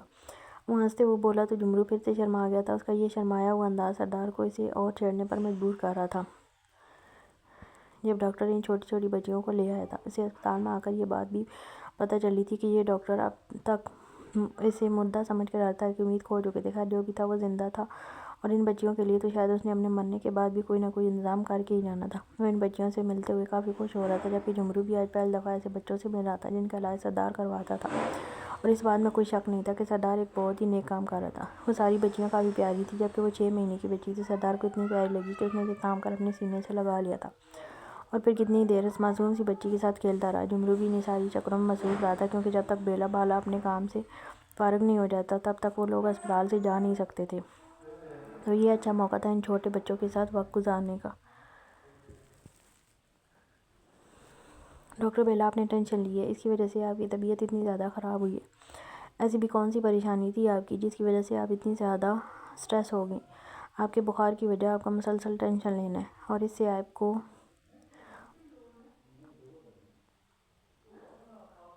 آپ کو مائیگرین بھی ہو سکتا ہے۔ آپ کون سی سوچوں میں گم ہو گئی ہیں؟ اپنا خیال رکھیں۔ وہ ڈاکٹر سے چیک کرتے ہوئے آپ ڈرپ لگا رہی تھی، جبکہ وہ نفی ہی کرتی رہ گئی۔ لیکن یہاں بالا کی چلنی تھی، وہاں ڈاکٹر بیلا کی نہیں چل سکتی تھی، اس لیے وہ خاموشی سے ڈرپ لگوانے لگی تھی۔ نہیں ڈاکٹر سمیہ، میں ٹھیک ہوں، بس تھوڑی سی طبیعت خراب ہے، لیکن شکر اللہ کا اب میں بہت بہتر محسوس کر رہی ہوں۔ مجھے نہیں لگتا مجھے کسی طرح کے علاج کی ضرورت ہے، میں آرام کروں گی تو ٹھیک ہو جاؤں گی۔ وہ اپنے ہاتھ پر لگی ڈرپ کو دیکھتے ہوئے بولی تھی۔ کیسی باتیں کر رہی ہیں ڈاکٹر بیلا؟ آپ خود ایک ڈاکٹر ہو کر اس طرح کی باتیں کریں گی تو ہم باقی پیشنٹس کو کیسے سمجھائیں گے کہ علاج کتنا ضروری ہے؟ ہاں ڈاکٹر، سمجھائیں اسے کہ صرف ڈاکٹری کرنے سے کچھ نہیں ہوتا، اپنا بھی خیال رکھنا پڑتا ہے۔ خیر اس کو کچھ دن کی چھٹی ریکمینڈ کریں کہ گھر پر بیٹھ کر آرام کرے، اس کے بعد واپس ڈیوٹی جوائن کرے۔ کون تھا وہ ڈاکٹر منظور؟ جا کر اس کو بولیے کہ ڈاکٹر بالا کہہ رہا ہے کہ ڈاکٹر بیلا کی چھٹیاں منظور کرے۔ وہ اچانک ہی فیصلہ کرتے ہوئے بولا تو سامنے موجود ڈاکٹر نے بیلا کی بات کو پوری طرح سے نظر انداز کرتے ہوئے ہاں میں سر ہلایا تھا۔ وہ فوراً ہی وہاں سے نکل گئی تھی، جیسے اس کے حکم کا ہی انتظار کر رہی ہو، جبکہ ڈاکٹر بیلا مسلسل اسے منع کر رہی تھی کہ اسے چھٹیوں کی ضرورت نہیں ہے۔ وہ آرام نہیں کرنا چاہتی، بلکہ وہ اپنا کام کرنا چاہتی ہے۔ لیکن یہاں تو اس کی کسی بات کی کوئی اہمیت ہی نہیں تھی۔ کیا مسئلہ ہے آپ کے ساتھ؟ نہیں کرنا مجھے آرام؟ آپ تو میری جان کو آ گئے ہیں، مجھے اپنی ڈیوٹی کرنی ہے، میرے پیشنٹس ہیں یہاں، آپ کیوں تماشا لگا رہے ہیں؟ وہ غصے سے اسے دیکھتے ہوئے سوال کرنے لگی تھی، جبکہ ہاتھ پر ڈرپ لگنے کی وجہ سے وہ اب بیڈ سے اٹھ نہیں سکتی تھی۔ میرا مسئلہ یہ ہے کہ میری بیوی بیمار ہے اور تھوڑی عقل سے پیدل بھی۔ تمہیں ڈاکٹر کس نے بنا دیا؟ کیونکہ تمہاری عقل دیکھ کر مجھے نہیں لگتا تم ڈاکٹر بننے کے قابل تھی۔ خیر اب بن گئی ہو تو تھوڑی سی عقل مندی کا ثبوت دو۔ طبیعت خراب ہے تمہاری اور میں کوئی تماشا نہیں لگا رہا، بس تھوڑا سا حق جتا رہا ہوں۔ اب حق تو تم نے خود ہی کل نکاح نامے پر سائن کر کے مجھے دیا ہے، تو میرا نہیں خیال کہ تمہیں اس طرح سے اوور ری ایکٹ کرنے کی ضرورت ہے۔ طبیعت خراب ہے تمہاری، جب تک پوری طرح سے ٹھیک نہیں ہو جاتی تب تک یہاں اسپتال میں آنے کی ضرورت نہیں ہے۔ اپنا خیال رکھو، اپنے لیے نہیں میرے لیے۔ جو کچھ تم نے میرے ساتھ کیا ہے نا، اس سب کا حساب دینا ہے تم نے۔ اگر تمہیں یہ لگتا ہے کہ اتنی آسانی سے ہر چیز چھوڑ چھاڑ کر بیٹھ جاؤں گا تو ایسا نہیں ہوگا۔ ڈاکو بالا نام ہے میرا، اپنی چیزوں کی حفاظت کرنا تو میں بہت اچھے طریقے سے جانتا ہوں، اور اب تم میری ملکیت میں شامل ہو چکی ہو، مطلب کہ تمہیں بھی اب حفاظت کی ضرورت ہے، اور تمہارے حق میں بہتر یہی ہوگا کہ جو میں کہتا ہوں آرام کرو۔ زندگی ساری ڈاکٹری کرنی ہے تم نے، اس لیے خود کو الجھاؤ مت اور نہ ہی مجھے الجھاؤ۔ وہ کہتے ہوئے نرمی سے اس کے سر پر ہاتھ رکھتا اچانک ہی جھک کر اس کے ماتھے پر اپنے لب رکھ گیا تھا۔ انداز اتنا اچانک تھا کہ بیلا کتنی دیر کچھ سمجھ ہی نہیں پائی تھی، لیکن اس کے اس طرح قریب آنے پر اس کی سانسیں ضرور تھم گئی تھیں۔ اپنے ماتھے پر اس کا لمس محسوس کر کے بیلا جی جان سے کانپی تھی۔ اسے ہرگز امید نہیں تھی کہ وہ اس طرح کی کوئی حرکت کرے گا۔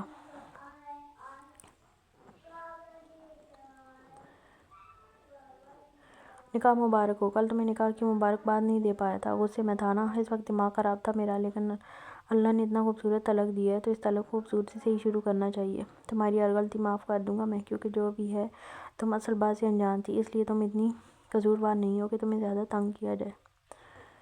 اور پھر میرا دل بہت بڑا ہے، میرے دل نے تمہیں معاف کیا۔ تم بھی اپنے آپ کو نارمل کرو اور رشتے کو قبول کرو، کیونکہ شادی اب تمہاری میرے ساتھ ہی ہونی ہے، آج نہیں تو کل صحیح۔ اس لیے جو رشتہ بن چکا ہے اس کو نبھانے کی کوشش کرو۔ خود کو مینٹلی طور پر اس چیز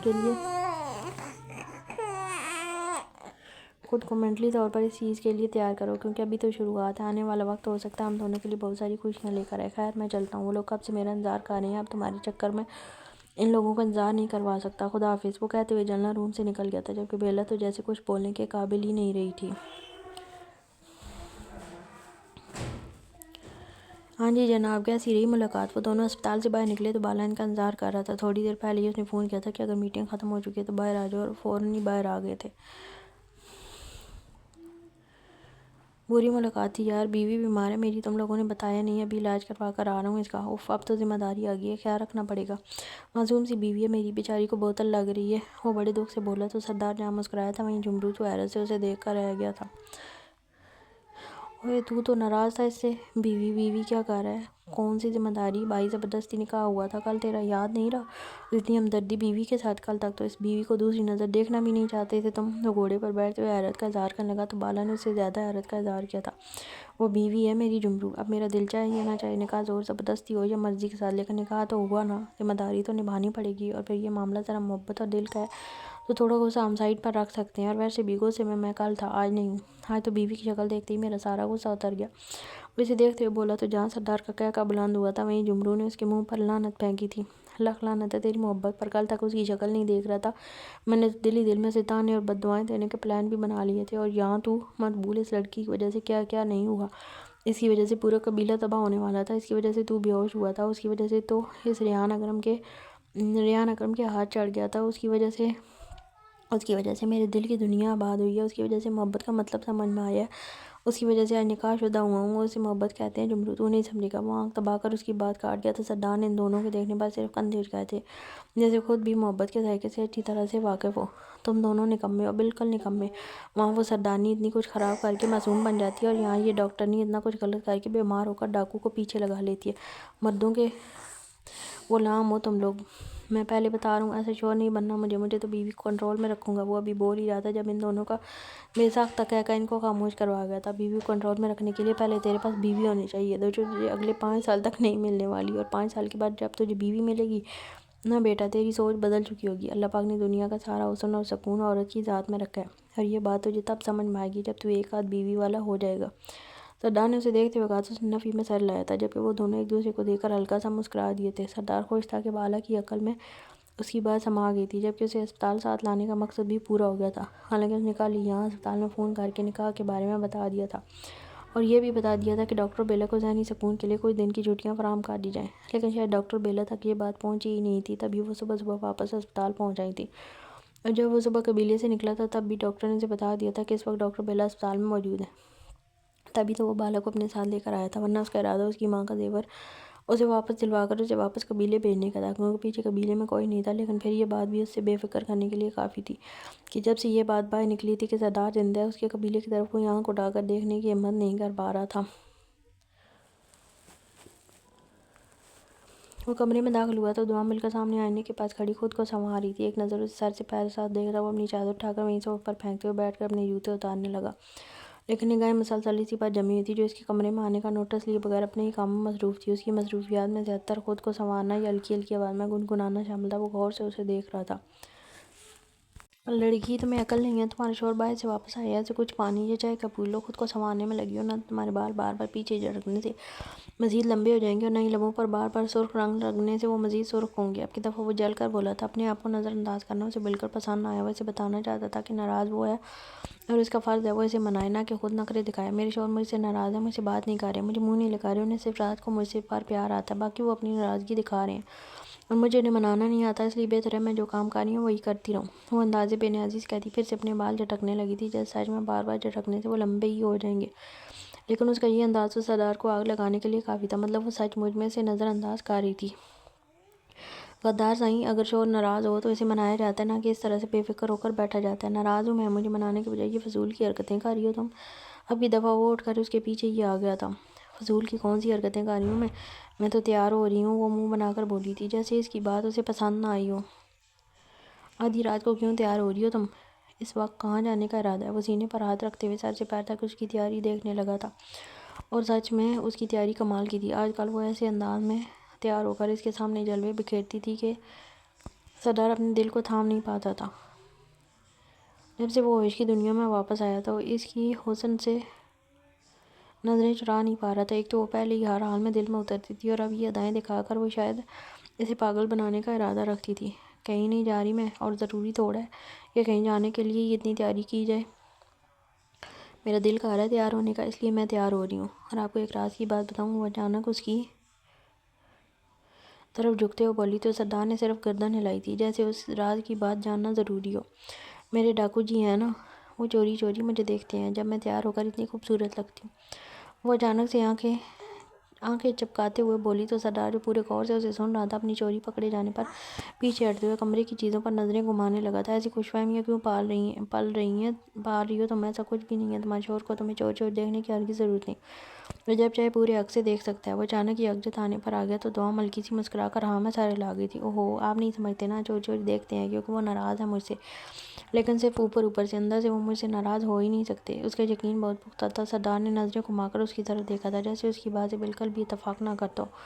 کیوں ناراض نہیں ہو سکتا تمہارا ڈاکو جی تم سے؟ جب تم دل چاہے الٹی سیدھی حرکتیں کرو اور وہ ناراض بھی نہ ہو تم سے۔ وہ تم سے ناراض ہے، اور سخت ناراض ہے۔ ابھی تو حساب کتاب ہونے ہیں، ابھی بہت کچھ باقی ہے، یہ ناراضگی آسانی سے ختم نہیں ہونے والی۔ وہ اسے دیکھتے بولا، جیسے اسے معاملے کی سنگینی کا احساس دلا رہا ہو۔ ارے جائیں، ناراضگی ختم نہیں ہونے والی۔ میں اپنے شوہر کو منانا بہت اچھے طریقے سے جانتی ہوں، اور میرے ڈاکو جی مجھ سے زیادہ دیر ناراض نہیں رہ سکتے۔ اب بھی دیکھیں، میں اتنی خوبصورت لگ رہی ہوں تیار ہو کر۔ اب وہاں بیٹھے بیٹھے میرے ڈاکو جی کو میں پوری طرح سے نظر نہیں آ رہی تھی، تو وہ یہاں تک آ گئے نا مجھے دیکھنے کے لیے۔ اب بہانہ بے شک باتوں میں کوئی بھی لگا لو، لیکن اصل وجہ تو صرف مجھے دیکھ نہیں ہے۔ میرے ڈاکو جی مجھے بہت قریب سے دیکھنا چاہتے ہیں۔ وہ اپنا چہرہ اس کے چہرے کے قریب کرتے پورے یقین سے بولی تو اب کی دفعہ سردار کا دل نہ چاہتا ہے ایک دفعہ بھی انکار کرنے کا، بلکہ دل تو چاہتے اسے اپنی باہوں میں جکڑ کر اپنے دل کا اظہار کر دے۔ میں بتا دے اسے کہ اس سے ناراض ہے نا، اس کے بس کی بات نہیں۔ لیکن نہیں، وہ اتنی آسانی سے ماننے کا ارادہ نہیں رکھتا تھا۔ لیکن اس کے یقین کا وہ کیا کرتا؟ وہ اپنی سجن سائی کا یقین کیسے ٹوٹنے دے سکتا تھا؟ یہ تو ممکن ہی نہیں تھا۔ تم سب فضول باتیں بہت کرتی ہو جن کا کوئی سر پیر نہیں ہوتا غدار سجن، وہ کہتے ہوئے اچانک اس کا چہرہ تھام کر اس کے لبوں پر جھک گیا تھا، جبکہ دعا اس کی پناہوں میں بری طرح سے مچلی تھی۔ ڈاکو جی، میں غدار سجن نہیں ہوں، میں آپ کی سجن سائی ہوں۔ آپ کو جب سے ہوش آیا، آپ نے ایک دفعہ بھی مجھ سے اس طرح سے نہیں پکارا جس طرح سے پہلے پکارتے تھے۔ اس کی گردن میں اپنے بازو ڈالتے ہوئے وہ شکایتی انداز میں بولی، بے وفاؤں سے یوں ہی بات کی جاتی ہے، غداروں کو محبت بھرے ناموں سے پکارا نہیں جاتا۔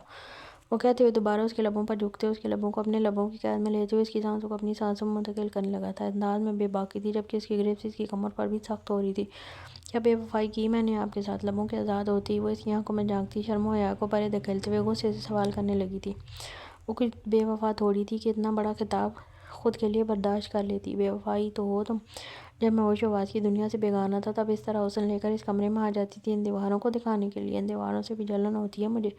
اس کی کمر میں اپنا ہاتھ اور بھی سختی سے ڈالتے ہوئے اسے اپنے ساتھ لگا گیا تھا۔ میں صرف آپ کے لیے آتی تھی، دیواروں کے لیے نہیں۔ اس کی بات یقیناً اسے بری لگی تھی، تبھی تو اسے ٹوک گئی۔ سردار نے ناک سے مکھی اڑائی تھی۔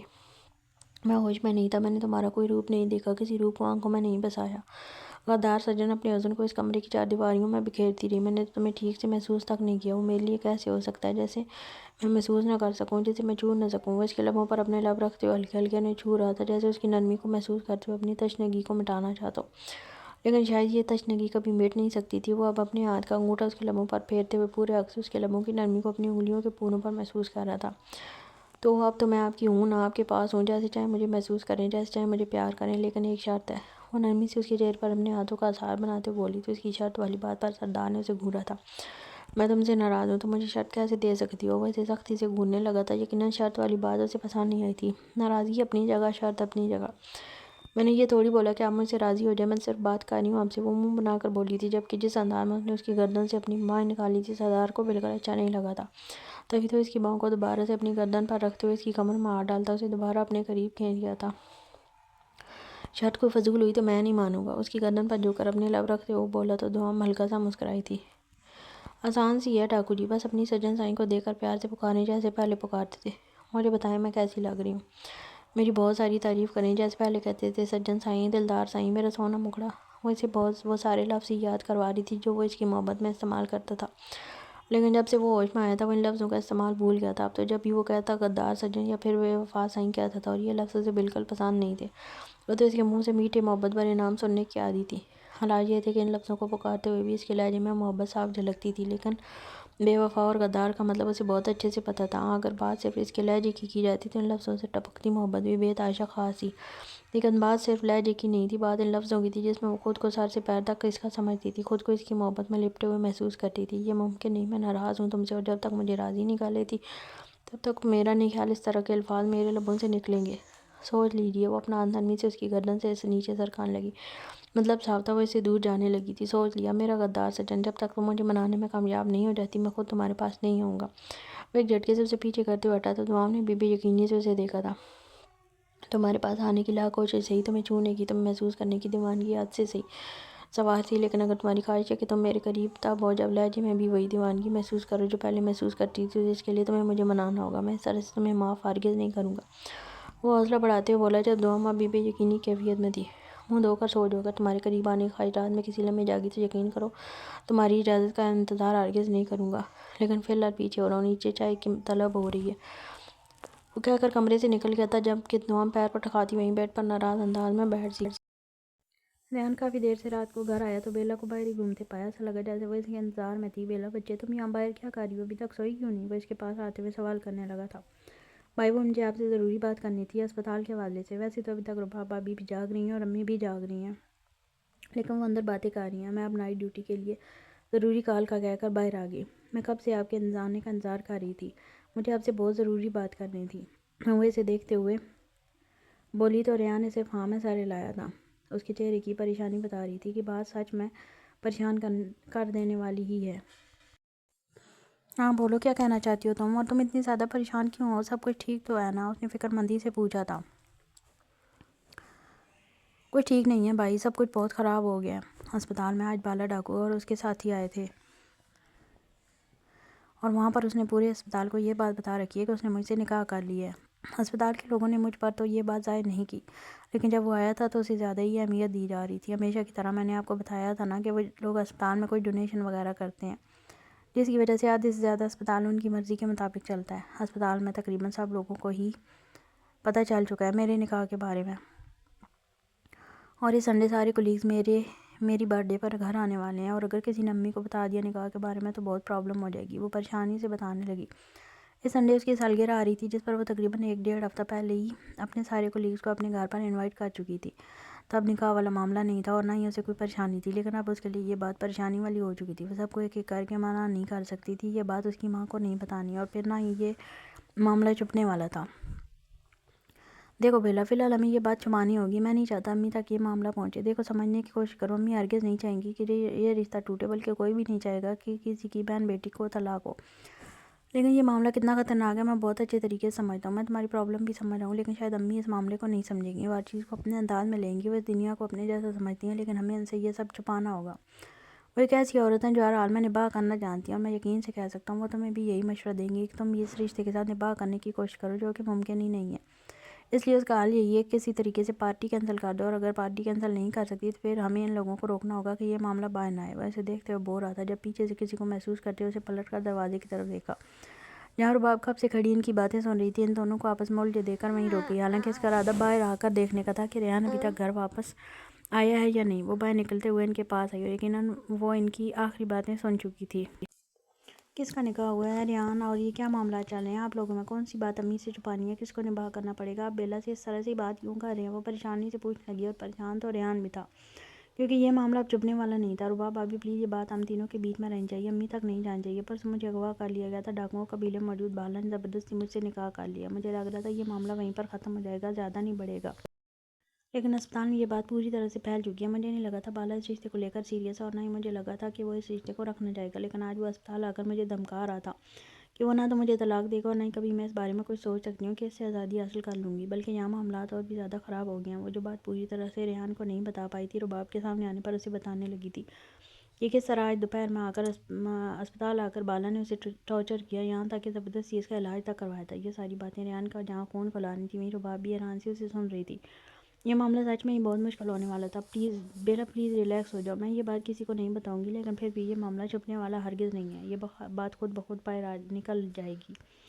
وہ اسے دیکھتے ہوئے سمجھانے لگی تھی، ہاں تم ٹھیک کہتی ہو رباب، یہ بات خود بخود باہر نکل آئے گی، لیکن جب تک یہ بات خود باہر نہیں نکلتی ہمیں اسے چھپا کر رکھنا ہوگا۔ نکاح کو کوئی چھوٹی سی بات نہیں، لیکن پھر بھی ہمیں اس معاملے کو خود تک رکھ کر ہینڈل کرنا ہوگا۔ یہ بات امی تک نہیں جانی چاہیے۔ باقی بیلا تم اپنے دوستوں کو گھر آنے سے روکو، اگر گھر آنے سے روکنا ممکن نہیں ہے تو پھر انہیں کسی طریقے سے اس معاملے پر خاموش کروا دو، فی الحال ہمیں اس کے علاوہ اور کچھ نہیں کر سکتے۔ وہ اسے دیکھتے ہوئے بولا، تو بیلا نے صرف ہاں میں سر لایا تھا، اس کے علاوہ وہ کر بھی کیا سکتی تھی؟ یہاں اس کا بھائی مجبور تھا، وہیں وہ بھی مجبوری کی انتہا پر تھی، اس کے لیے بھی یہ معاملات بہت مشکل ہوتے جا رہے تھے۔ یہ بالا نامی ڈاکو سچ میں اس کے لیے عذاب ہی بن کر نازل ہوا تھا۔ خود کو پرسکون کرتے ہوئے وہ اس کے ساتھ اندر کی طرف قدم بڑھانے لگی تھی، جب اس کے فون پر کال آنے لگی تھی۔ سامنے اسکرین پر لکھا بالا دیکھ کر اس کا خون کھول اٹھا تھا۔ اپنے فون کو پاور آف کرتے ہوئے وہیں باہر چارپائی پر پھینک کر اندر کمرے میں چلی گئی تھی۔ اس وقت اس کا غصے سے برا حال ہو رہا تھا۔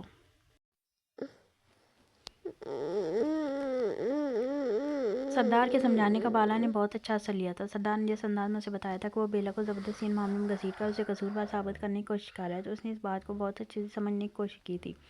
شاید وہ ٹھیک ہی کہہ رہا تھا۔ بیلا کہاں جانتی تھی اس کے بھائی کے ساتھ کیا ہوا تھا، اور وہ کہاں واقع کس بات سے کس کے قبیلے میں نہ ہونے کی وجہ سے کس کا مسئلہ پیدا ہو سکتا ہے۔ وہ تو بس وہ کر رہی تھی جو اس کا بھائی اسے کرنے کے لیے کہہ رہا تھا۔ وہ بے فضول میں ہر معاملے میں بیلا کو قصوروار نہیں ٹھہرا سکتا تھا۔ وہ اس بات کو سمجھنے کے بعد اس نے اپنے نکاح پر خاص غور کیا۔ وہ بیلا سے محبت کرتا تھا، اس کی محبت ایک دم بے مول نہ تھی جو ایسے معاملات پر ختم ہو جاتی ہے۔ اس نے خود کو یہ بات سمجھائی کہ بیلا اس معاملے میں بالکل بے قصور ہے اور اسے اس بات کی سزا نہیں دینی چاہیے، لیکن جس طرح اچانک نکاح ہوا، بیلا کے لیے نکاح کو قبول کرنا ممکن نہیں تھا، ورنہ سردار تو کہہ رہا تھا نکاح ہو گیا تم بیلا کو یہاں قبیلے میں رخصت کر کے لے آؤ، لیکن وہ اس کے ساتھ کوئی زور زبردستی نہیں کرنا چاہتا تھا، اور یہ بات اس نے سردار کو بھی بتا دی تھی۔ اس نے سردار کو بس اتنا ہی کہا تھا کہ وہ بیلا کو اس رشتے کو سمجھنے کے لیے وقت دینا چاہتا ہے، جس پہ سردار نے کسی طرح کا کوئی اعتراض نہیں کیا تھا۔ وہ مسلسل اسے فون کرنے کی کوشش کر رہا تھا، لیکن دوسری طرف سے رشتے کو سمجھنے والی بات کو نظر انداز کر کے اسے مسلسل نظر انداز کر رہی تھی۔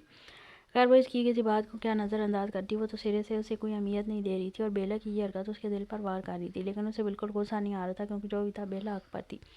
لیکن اس وقت فون کرنے کا مقصد صرف اور صرف اس کی طبیعت کے بارے میں جاننا تھا۔ دوپہر میں اسے کافی تیز بخار تھا، اور یہ بھی حقیقت تھی کہ اس کی تکلیف پر وہ تڑپ اٹھا تھا۔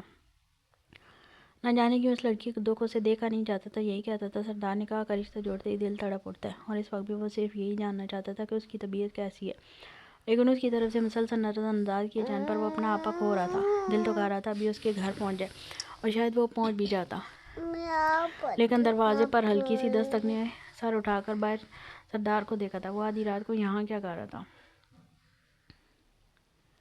سوچ کر وہ تیزی سے اپنی جگہ سے اٹھتے ہوئے باہر نکلنے لگا۔ ایک نظر اس نے جمرو اور میرو کی طرف دیکھا جو گہری نیند میں مدہوش تھے۔ اوئے رات کی الو، یہاں باہر کیا گھوم رہا ہے تو؟ طبیعت تو ٹھیک ہے نا؟ وہ باہر آتے ہوئے اس سے سوال کرنے لگا، تو سردار نے صرف ہاں میں سر ہلایا تھا۔ ہاں طبیعت ٹھیک ہے میری، بس چائے پینے کا دل کر رہا تھا تیرے ہاتھ کی، اس لیے نیچے آیا ہوں۔ وہ اسے اپنے ساتھ باورچی خانے میں آنے کا اشارہ کرتے ہوئے بولا، تو بالا اس کے پیچھے پیچھے ہی آیا تھا؟ ہاں، لیکن چہرے پر ایک شرارتی مسکراہٹ تھی۔ تو جب سردارنی کے ساتھ ہوتا ہے نا، تو تیرا دل میرے ہاتھ کی بنی ہوئی چائے کے لیے مچلتا ہے، اور نہ ہی تو میرا تھوبڑا دیکھنا پسند کرتا ہے۔ سچ سچ بتا کیا چل رہا ہے، سب کچھ ٹھیک ہے؟ وہ کچن میں داخل ہوتے ہوئے چائے کے برتن رکھنے لگا، تو سردار نے نفی میں سر لایا تھا۔ ناراض ہوں میں، وہ ایک طرف سے چائے پتی کے ڈبے سے چمچ بھر کر چائے میں ڈالتے ہوئے بولا۔ تو اب کی دفعہ بالا کا کہا بڑا بے ساختہ تھا۔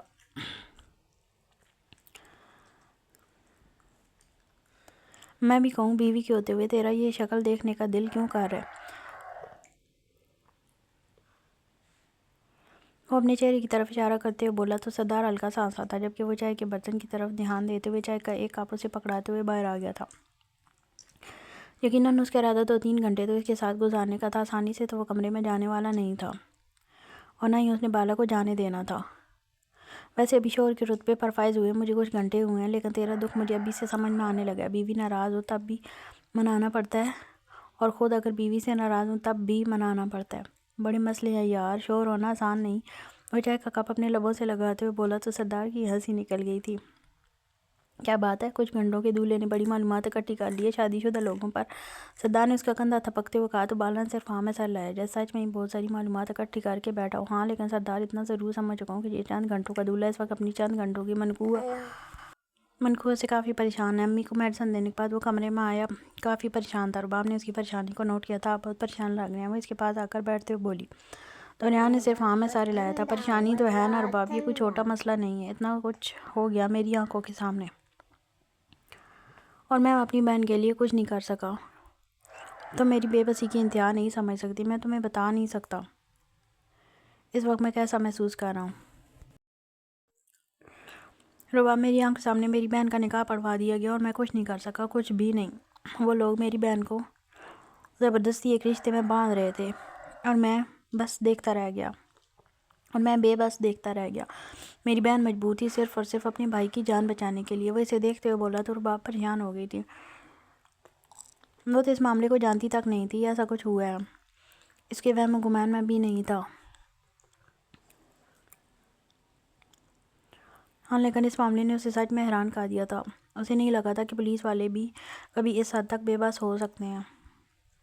مجھے کچھ سمجھ نہیں آ رہا میں کیا کروں۔ تم جانتی ہو میں اس کیس پر تقریباً 3-4 سال سے کام کر رہا ہوں، اور آج تک میں سردار کا کچھ بھی بگاڑ نہیں پایا۔ کل تک میرے پاس ایک ہی خواہش تھی کہ کسی بھی طرح سردار کو جیل کی 4 دیواریوں کے پیچھے پہنچا دینا ہے، اسے اس کے کیے کی سزا دینی ہے۔ لیکن جب میں نے سردار کو سمجھنے کی کوشش کی تو بہت سارے راز مجھ پر کھلے۔ مجھے پتہ چلا کہ سردار اصل میں ویسا ہے ہی نہیں جیسا اسے بنا کر پیش کیا جاتا ہے، جیسی ہی حکومت اسے بنا کر پیش کرتی ہے۔ در حقیقت وہ ڈاکو اتنے برے ہیں ہی نہیں۔ ڈکیت قبیلے کے لوگ اپنے سینوں میں ایسے فولادی دل رکھتے ہیں جو صرف اور صرف ان لوگوں کے لیے دھڑکتے ہیں جن کے ساتھ ناانصافی ہوتی ہے۔ پہلے تو کبھی میں نے ان ڈکیتوں کو سمجھنے کی کوشش ہی نہیں کی، میں قانون کی نگاہ سے انہیں دیکھتا رہا، لیکن پھر کچھ انفارمیشن نے مجھے مجبور کیا ان کے بارے میں معلومات اکٹھی کرنے کے لیے۔ میں نے گاؤں میں الگ الگ گھروں میں جا کر ان کے بارے میں پوچھا تو مجھے پتہ چلا کہ ڈکیت قبیلے کے لوگ اصل میں مجرم نہیں بلکہ محافظ ہیں، وہ مسیحا ہیں۔ گاؤں میں والوں کے لیے ڈاکو سردار دلدار سے لوگ نفرت نہیں کرتے بلکہ دل سے اس کی عزت کرتے ہیں۔ صرف وہ لوگ جن کے کاروبار یا پھر کالے دھندے ان لوگوں کی وجہ سے برباد ہوئے، صرف وہی لوگ سردار سے نفرت کرتے ہیں، ورنہ ڈکیت قبیلے سے نفرت کرنے والے لوگوں کی تعداد بہت کم تھی۔ میں نے ان کے بارے میں سمجھنا شروع کیا، انہیں جاننا شروع کیا تو مجھے پتہ چلا کہ ہمارے سامنے جو ڈکیت قبیلے کو بنا کر پیش کیا گیا ہے وہ جھوٹ ہے۔ لیکن پھر وہ فرع والا واقعہ پیش آ گیا۔ میں اس کی تحقیقات کرنا چاہتا تھا لیکن سردار کے خلاف کچھ لوگوں نے گواہی دے دی۔ میں اسی کے بارے میں معلومات اکٹھی کرنا چاہتا تھا۔ قبیلے پر اتنا بڑا حملہ ہو گیا وہ بھی میری وجہ سے۔ معاملات تو اس دن سے ہی خراب ہوئے ہیں، ورنہ میں سردار کو اعتماد میں لے سکتا تھا، اور شاید اسی دن کا انتقام لینے کے لیے ان لوگوں نے میری بہن کو ان سب چیزوں میں شامل کر لیا، اور میری بہن کا اس میں کوئی قصور نہیں تھا۔ اگر انہیں مجھ سے انتقام لینا تھا تو انہیں مجھ سے بات کرنی چاہیے۔ میں بالغ کو نقصان نہیں پہنچانے والا تھا۔ اگر میرا ارادہ اسے نقصان پہنچانے کا ہوتا تو میں اسے پولیس اسٹیشن لے کر جاتا، نہ کہ اس طرح ان سب سے چھپا کر اپنے پاس رکھتا۔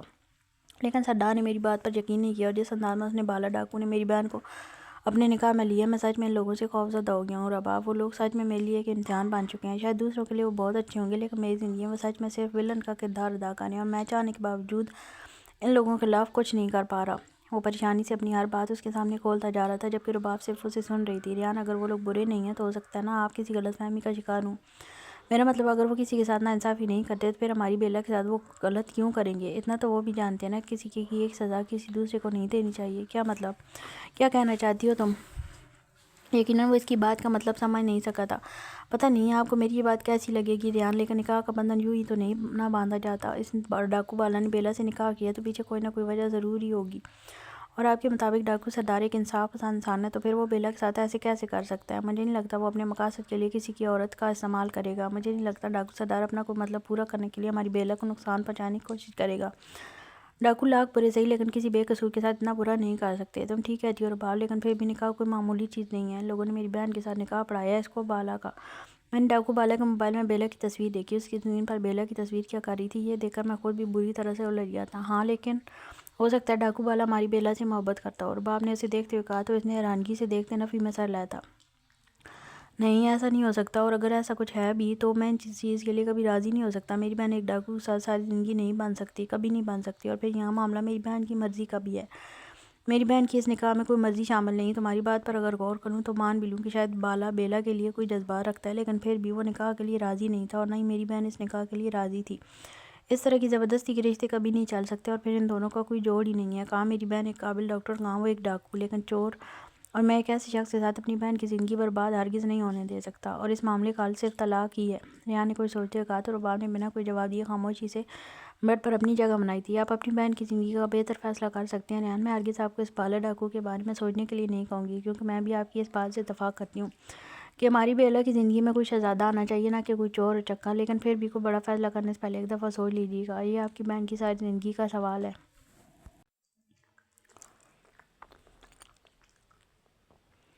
نہیں رباب، مجھے نہیں لگتا مجھے اس معاملے میں کچھ بھی سوچنا چاہیے۔ خیر تم آرام کرو، کافی دیر ہو چکی ہے، سو جاؤ، مجھے تھوڑا سا کام ہے، میں اپنا کام ختم کر کے سوؤں گا۔ وہ نرمی سے اس کے بالوں میں انگلیاں چلاتا ہلکے سے لبوں کو اس کے ماتھے پر رکھ گیا تھا، جبکہ رباب صرف ہلکے سے مسکرا کر آنکھیں موند گئی۔ پچھلے کچھ دنوں سے وہ پوری طرح سے اس کی محبت کے رنگوں میں رنگی ہوئی تھی۔ اپنی پچھلی زندگی کو بلا کر ریحان کے سارے پچھلے رویوں کو نظر انداز کر کے وہ اپنی ایک نئی زندگی کی شروعات کر رہی تھی، اور اس میں کوئی شک نہیں تھا کہ وہ ایک اچھی زندگی کی شروعات کر چکی تھی۔ بیلا نے آنکھیں بند کرتے ہوئے سونے کی کوشش کی تو اپنے ماتھے پر ایک دفعہ پھر سے اسے بالا کا لمس محسوس ہوا۔ وہ نہ چاہتے ہوئے بھی اٹھ کر بیٹھ گئی تھی۔ رات کے تقریباً 2 بج رہے تھے اور وہ مسلسل اسی کو سوچ رہی تھی۔ وہ اپنی سوچوں کو چاہنے کے باوجود روکنے میں کامیاب نہیں ہو پا رہی تھی۔ وہ شخص پوری طرح اس کے ذہن پر سوار تھا۔ اسے یاد آیا کہ اس نے اپنا فون بند کر رکھا تھا۔ اپنی جگہ سے اٹھتے ہوئے آہستہ سے کمرے کا دروازہ کھول کر باہر آئی تھی۔ اس کا فون وہیں برآمدے میں چارپائی پر پڑا تھا۔ آگے بڑھتے ہوئے اس نے اپنا فون آن کرتے ہوئے فون پر میسیجز چیک کرنا چاہے تو اسے صرف اور صرف بالا کی ہی بہت ساری کالز نظر آئی تھیں۔ وہ اسے بار بار فون کیوں کر رہا تھا؟ اس نے ایک لمحے کے لیے سوچا تھا، جبکہ اس کے واٹس ایپ پر بھی اس کے کافی سارے میسیجز آئے ہوئے تھے۔ اس کا دل چاہا وہ نظر انداز کر دے، لیکن آخر کتنی ہی دیر نظر انداز کر پاتی؟ نہ چاہنے کے باوجود بھی اس کا پورا دھیان اس کے میسیجز کی طرف ہو گیا تھا۔ اس نے واٹس ایپ پر کلک کرتے ہوئے اس کے میسیجز کو کھولا تھا۔ واٹس ایپ پر اس کے تقریباً 8 وائس نوٹ آئے ہوئے تھے، جبکہ کالز کا تو کوئی اندازہ ہی نہیں تھا۔ نہ چاہتے ہوئے بھی اس نے وائس نوٹ پلے کیا تھا۔ طبیعت کیسی ہے تمہاری؟ فون کیوں نہیں اٹھا رہی ہو؟ سو رہی ہو کیا؟ اگر جاگ رہی ہو تو میرا فون اٹھاؤ، مجھے تم سے بات کرنی ہے۔ فون اٹھاؤ بیلا، ورنہ تمہارے گھر آ جاؤں گا۔ فون اٹھا لو یار، کیوں تڑپا رہی ہو؟ یقین کرو صرف تمہاری آواز سننا چاہتا ہوں، صرف یقین کرنا چاہتا ہوں کہ تم ٹھیک ہو۔ اس کے مسلسل وائس میسیجز پر اس کا دل تیزی سے دھڑکنے لگا تھا۔ اس نے اپنے موبائل کی آواز بے حد کم کرتے ہوئے فون کو اپنے کان کے قریب کر کے اس کے وائس سنے۔ اس کا دل عجیب انداز میں دھڑک رہا تھا، عجیب سا شور وہ جیسے خود میں محسوس کر رہی تھی۔ اگر یہ میسیج اس کی ماں سن لیتی تو، اور اگر اس کا بھائی سن لیتا تو؟ اس سے آگے وہ سوچ تک نہ سکی۔ اس کے ہاتھ خواہ کانپنے لگے تھے۔ اس نے جلدی سے فون اپنے کان سے الگ کرتے ہوئے دوبارہ سے بند کرتے ہوئے وہیں چارپائی پر رکھ دیا تھا، اور خود واپس اندر آ کر اپنے بیڈ پر لیٹتے ہوئے چادر کو سر تک تان چکی تھی، جیسے ایسا کرنے سے اس کے دماغ سے بالا کی سوچ نکل جائے گی۔ لیکن اب تو بالا اس کے ذہن پر نہیں بلکہ اس کی زندگی پر بھی سوار ہو چکا تھا۔ اب تو اس کی زندگی اور ذہن سے نکلنا آسان ہی نہیں تھا، لیکن وہ اسے نہیں سوچنا چاہتی تھی، وہ اس کی سوچوں سے آزادی حاصل کرنا چاہتی تھی۔ لیکن نہ تو اس کا دل اسے سوچ سے دور جانے دے رہا تھا اور نہ ہی دماغ۔ شاید یہی وجہ تھی کہ اس کا بخار بھی کافی بڑھ گیا تھا اور صبح تک اس کی طبیعت بھی کافی زیادہ خراب تھی۔ وہ واپس کمرے میں آیا تو دوام گہری نیند سو چکی تھی۔ دروازہ بند کرتے ہوئے اس نے ایک نظر بیڈ پر سوئی ہوئی دوام کو دیکھا۔ وہ ناراض تھا اس سے، اور وہ اسے منانے کے بارے میں سوچنے کے بجائے گہری نیند میں سو چکی تھی۔ اس نے گہری نظروں سے اسے دیکھا۔ اس کا پرسکون سویا وجود اسے بالکل سکون نہیں پہنچا رہا تھا۔ تبھی تو شیشے کے قریب آتے اس نے سامنے سجی اس کی چیزیں دیکھ لی، وہ چیزیں وہ جو کبھی استعمال ہی نہیں کرتی تھی، لیکن ایک عورت کی ضرورت سمجھ کر وہ شادی سے پہلے اس کے لیے لے کر آیا تھا۔ آج کل یہ ساری چیزیں ضرورت سے زیادہ ہی استعمال میں تھیں۔ اس کی معصوم سی بیوی کو میک اپ کرنا آتا ہی نہیں تھا، اور نہ ہی وہ زیادہ سجتی سنورتی تھی، لیکن اب اچانک اسے شوق چڑھ گیا تھا۔ سجن سائی زیادہ نہیں، لیکن ہلکی پھلکی تیاری میں بھی وہ غضب ڈھانے لگی تھی۔ جب وہ چاہتا تھا وہ ان سب چیزوں کا استعمال کرے تب وہ ان ساری چیزوں کو نظر انداز کرتی تھی، اور اب جب اس کا دل اس کے کنٹرول میں نہیں رہتا تھا، وہ اسے نظر انداز کرنا چاہتا تھا، تب اس نے سجنا سنورنا شروع کر دیا تھا۔ اور اس وقت بھی گہری نیند میں سوتے ہوئے اپنے خوبصورت ہونٹوں کو سرخ رنگ سے سجائے ہوئی تھی۔ وہ کیسے نہ بے خود ہوتا۔ اس کی معصوم بیوی اب زیادہ معصوم نہیں رہی تھی، بلکہ کافی چالاک ہو چکی تھی۔ وہ کہتا تھا وہ حساب کتاب کرے گا، لیکن وہ چاہنے کے باوجود بھی حساب نہیں کر پا رہا تھا۔ وہ لڑکی اس کو تکلیف نہیں دے سکتا تھا۔ اس نے اس کا بہت بڑا نقصان کیا تھا۔ اس کی پہلی اولاد دنیا میں آنے سے پہلے اس سے بچھڑ گئی تھی۔ وہ اس دکھ کو اب تک ہضم نہیں کر پایا تھا، لیکن اس نے اس کے باوجود بھی دوام کے سامنے اس بات کا ذکر نہیں کیا تھا، کیونکہ وہ صرف دوام کی خوشی چاہتا تھا۔ وہ اسے تکلیف نہیں دے سکتا تھا، وہ اس کی آنکھوں میں اداسی نہیں دیکھ سکتا تھا۔ یہی وجہ تھی کہ اس نے اس کے سامنے اس کا ذکر نہیں چھیڑا تھا، کیونکہ وہ جانتا تھا یہ نہ تو اس کے بس کی بات تھی اور نہ ہی سردار کے بس کی بات تھی۔ شاید وہ اولاد ان کے نصیب میں ہی نہیں تھی، اور وہ جانتا تھا جس اللہ نے اسے ایک دفعہ باپ بننے کی خوشی دی تھی وہ اسے صاحب اولاد ضرور کرے گا۔ اس لیے یہ اللہ کے معاملات اس نے اللہ پر ہی چھوڑ دیے تھے، اور وہ دوام سے اس وجہ سے ہرگز ناراض نہیں تھا، بلکہ اس کی ناراضگی کی وجہ کچھ اور تھی، اور وہ بس اسے سمجھانا چاہتا تھا کہ خود کو مصیبتوں میں نہ ڈالے۔ لیکن جس طرح اس نے اس کے دل کی دنیا ہلانا شروع کی تھی، اس طرح سجن سائی خود کو بہت بڑی مصیبت میں ڈال رہی تھی۔ اور اس مصیبت کا نام سردار دلدار یلغار تھا۔ وہ پوری طرح سے اس کی طرف متوجہ ہوتے ہوئے آہستہ سے بیڈ پر آیا تھا۔ وہ گہری نیند میں اتری ہوئی تھی، یقیناً وہ اس کی موجودگی کو بھی محسوس نہیں کر پائی تھی۔ سردار آہستہ سے اس کے تکیے کے دونوں طرف سے اپنے ہاتھ رکھتے ہوئے اچانک اس کے چہرے پر جھک کر اس کے چہرے کے تمام نازک نقوش کو اپنے لبوں کی عدت سے مہکانے لگا تھا۔ اس کا انداز نرمی لیے ہوئے تھا، وہ بے حد محبت سے اس کے ایک ایک نقش کو چوم رہا تھا۔ اس کے ماتھے پر اپنے لبوں کی مہر سجا کر وہ اس کی آنکھوں پر ہلکے سے اپنے لبوں کا لمس بکھیرتا اس کے رخسار پر جھکنے لگا تھا، اپنی ناک کی نوک کو اس کے رخسار پر ہلکے سے رگڑتے ہوئے اس کی چھوٹی سی ناک پر اپنے لبوں کو ہلکا سا ٹچ کرتا اب اس کے لبوں پر آیا تھا۔ اس کی گرم سانسیں اپنے لبوں پر محسوس کرتے ہوئے اس کی لبوں پر ہلکا سا تبسم بکھر رہا تھا، جبکہ اس کے لبوں پر اپنے لب رکھتے ہوئے اس نے بے حد نرمی اور محبت سے اس کے لبوں کا بوسہ لیا تھا۔ اس کے چہرے کے تمام تر نقوش کو چومتے ہوئے اب کہ اس نے اس کے چہرے پر گہری نگاہ ڈالی تھی، اس کی نرم ملائم محبت پر اس نے کسی طرح کا کوئی اثر نہ لیا تھا۔ ایسا لگ رہا تھا جیسے سارے گھوڑے گدھے بیچ کر سو رہی ہو۔ سردار نے گہری نگاہوں سے اسے دیکھا۔ اس کا بالکل بھی ریئیکشن نہ دینا سردار کی شان میں گستاخی کر گیا تھا۔ وہ کتنی محبت سے اسے چھو رہا تھا اور وہ دنیا جان سے بیگانہ پڑی تھی، اور اسے لگ رہا تھا کہ سردار اسے اس طرح دنیا جان سے بیگانہ ہونے دے گا۔ اس کا شوہر اس سے ناراض تھا اور وہ اسے منانے کے بجائے یوں گہری نیند سو رہی تھی۔ سردار کیسے برداشت کرتا؟ وہ اچانک ہی اس کے لبوں پر جھکتے ہوئے اس کی سانسوں کو بڑے بے باک انداز میں چرانے لگا۔ انداز میں اچانک ہی شدت آ گئی تھی۔ وہ جو نرمی سے اس کے چہرے پر اپنے لبوں کی میٹھی میٹھی گستاخیاں کر رہا تھا، اچانک ہی پوری شدت سے اس کے لبوں پر جھکتا ہے اور اس کی سانسیں چرا گیا، اور وہ جو گہری نیند میں اس کے لبوں کا ہلکا ہلکا لمس اپنے چہرے پر محسوس کر رہی تھی، اچانک ہی نیند کو پیچھے چھوڑ کر اپنی سانسوں کی رہائی کے لیے مزاحمت کرنے لگی۔ لیکن وہ سردار ہی کیا جو اسے آسانی سے چھوڑ دے؟ کیا مسئلہ ہے؟ کیوں تنگ کر رہی ہو؟ ایک تو ایک نمبر کی نکمی بیوی ہو تم، اور اوپر سے اپنے روٹھے ہوئے شوہر کی پرواہ نہیں ہے تمہیں۔ سچ میں میری سجن سائی نہیں ہو تم، ایک نمبر کی بے وفا ہو، اور تمہاری جیسی بے وفا سائی کو محبت بالکل بھی نہیں کرنی چاہیے، سزا کی حقدار ہو تم۔ وہ کہتے ہوئے ایک دفعہ پھر سے اس کی سانسوں کو اپنے قبضے میں لے چکا تھا۔ انداز میں وہی شدت تھی، جبکہ دوام اس کی شدتوں کی تاب نہ لاتے ہوئے اپنی سانسوں کو بڑی مشکل سے اسے آزاد کرواتے ہوئے اس کے سینے میں چھپنے لگی۔ لیکن سردار نے اسے چھپنے نہیں دیا۔ وہ اس کے بالوں میں اپنی انگلیاں پھنساتے ہوئے اس کا چہرہ تکیے پر رکھتا ایک دفعہ پھر سے اس کی سانسوں کو اپنی سانسوں میں قید کرنے لگا تھا۔ وہ بری طرح سے اس کی باہوں میں مچلنے لگی۔ جب سردار اس کی ساری مزاحمتوں کو اپنی باہوں میں قید کرتا، اس پر سایہ فگن ہوتے ہوئے اس کی دھڑکنوں میں اپنے نام پر دھڑکتے محسوس کرنے لگا۔ سردار کچھ کھا لو، تم نے 2 دن سے کچھ نہیں کھایا، کب تک اس کمرے میں خود کو بند رکھو گے؟ ڈاکٹر تمہارا دوبارہ چیک اپ کرنا چاہتا ہے، تمہیں ایک دفعہ اسپتال چلنا چاہیے، تمہارے بازو کی حالت بہت خراب ہے۔ اس کا خاص آدمی رشید اس کے پاس آیا تھا۔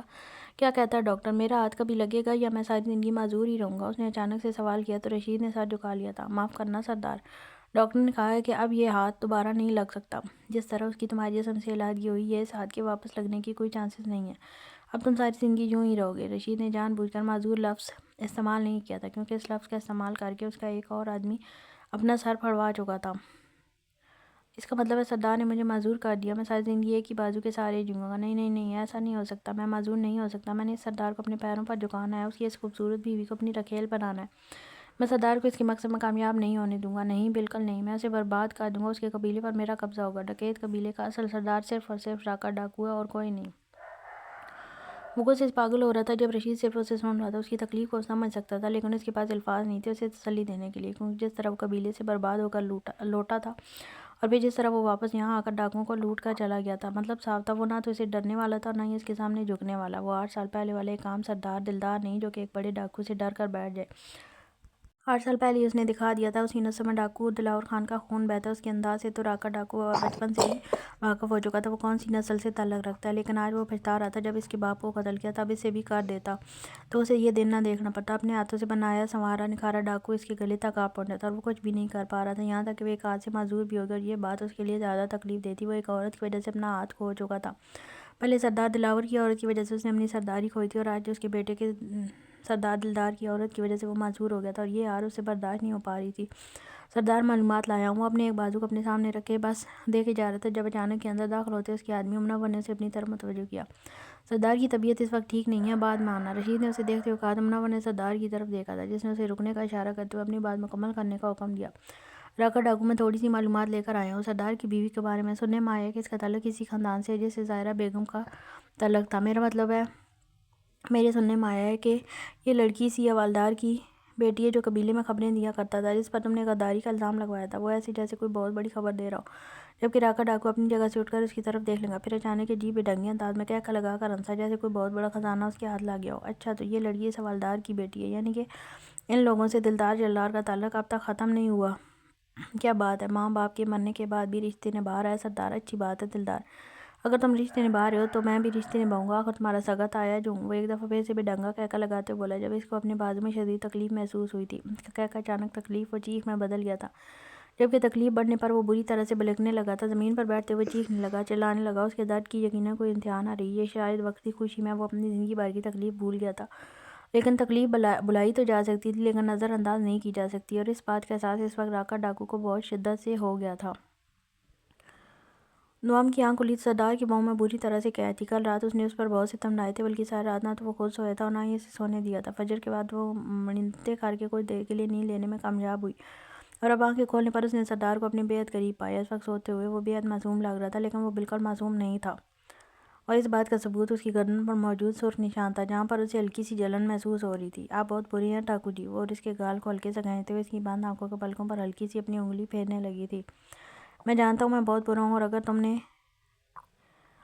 تم نہیں چاہتی کہ میں تمہیں مزید برا ہونے کا ثبوت دوں تو فوراً سے بستر سے اٹھ کر کہیں غائب ہو جاؤ، کیونکہ میری نیت خراب ہو رہی ہے۔ آنکھوں پر اس کا لمس محسوس کرتے ہوئے تھوڑی سی آنکھیں کھول کر اسے دھمکاتے ہوئے بولا تو دعا پوری آنکھیں کھول کر پہلے تو حیرت سے دیکھنے لگی، پھر اچانک ہی فل سپیڈ سے بیڈ سے اٹھ کر واش روم کی طرف بھاگ گئی تھی۔ سردار نے اس کی سپیڈ دیکھتے ہوئے ہلکی سی مسکراہٹ کے ساتھ تکیے کو اپنی باہوں میں دبوچ کر دوبارہ سے گہری نیند میں جانے کی کوشش کی۔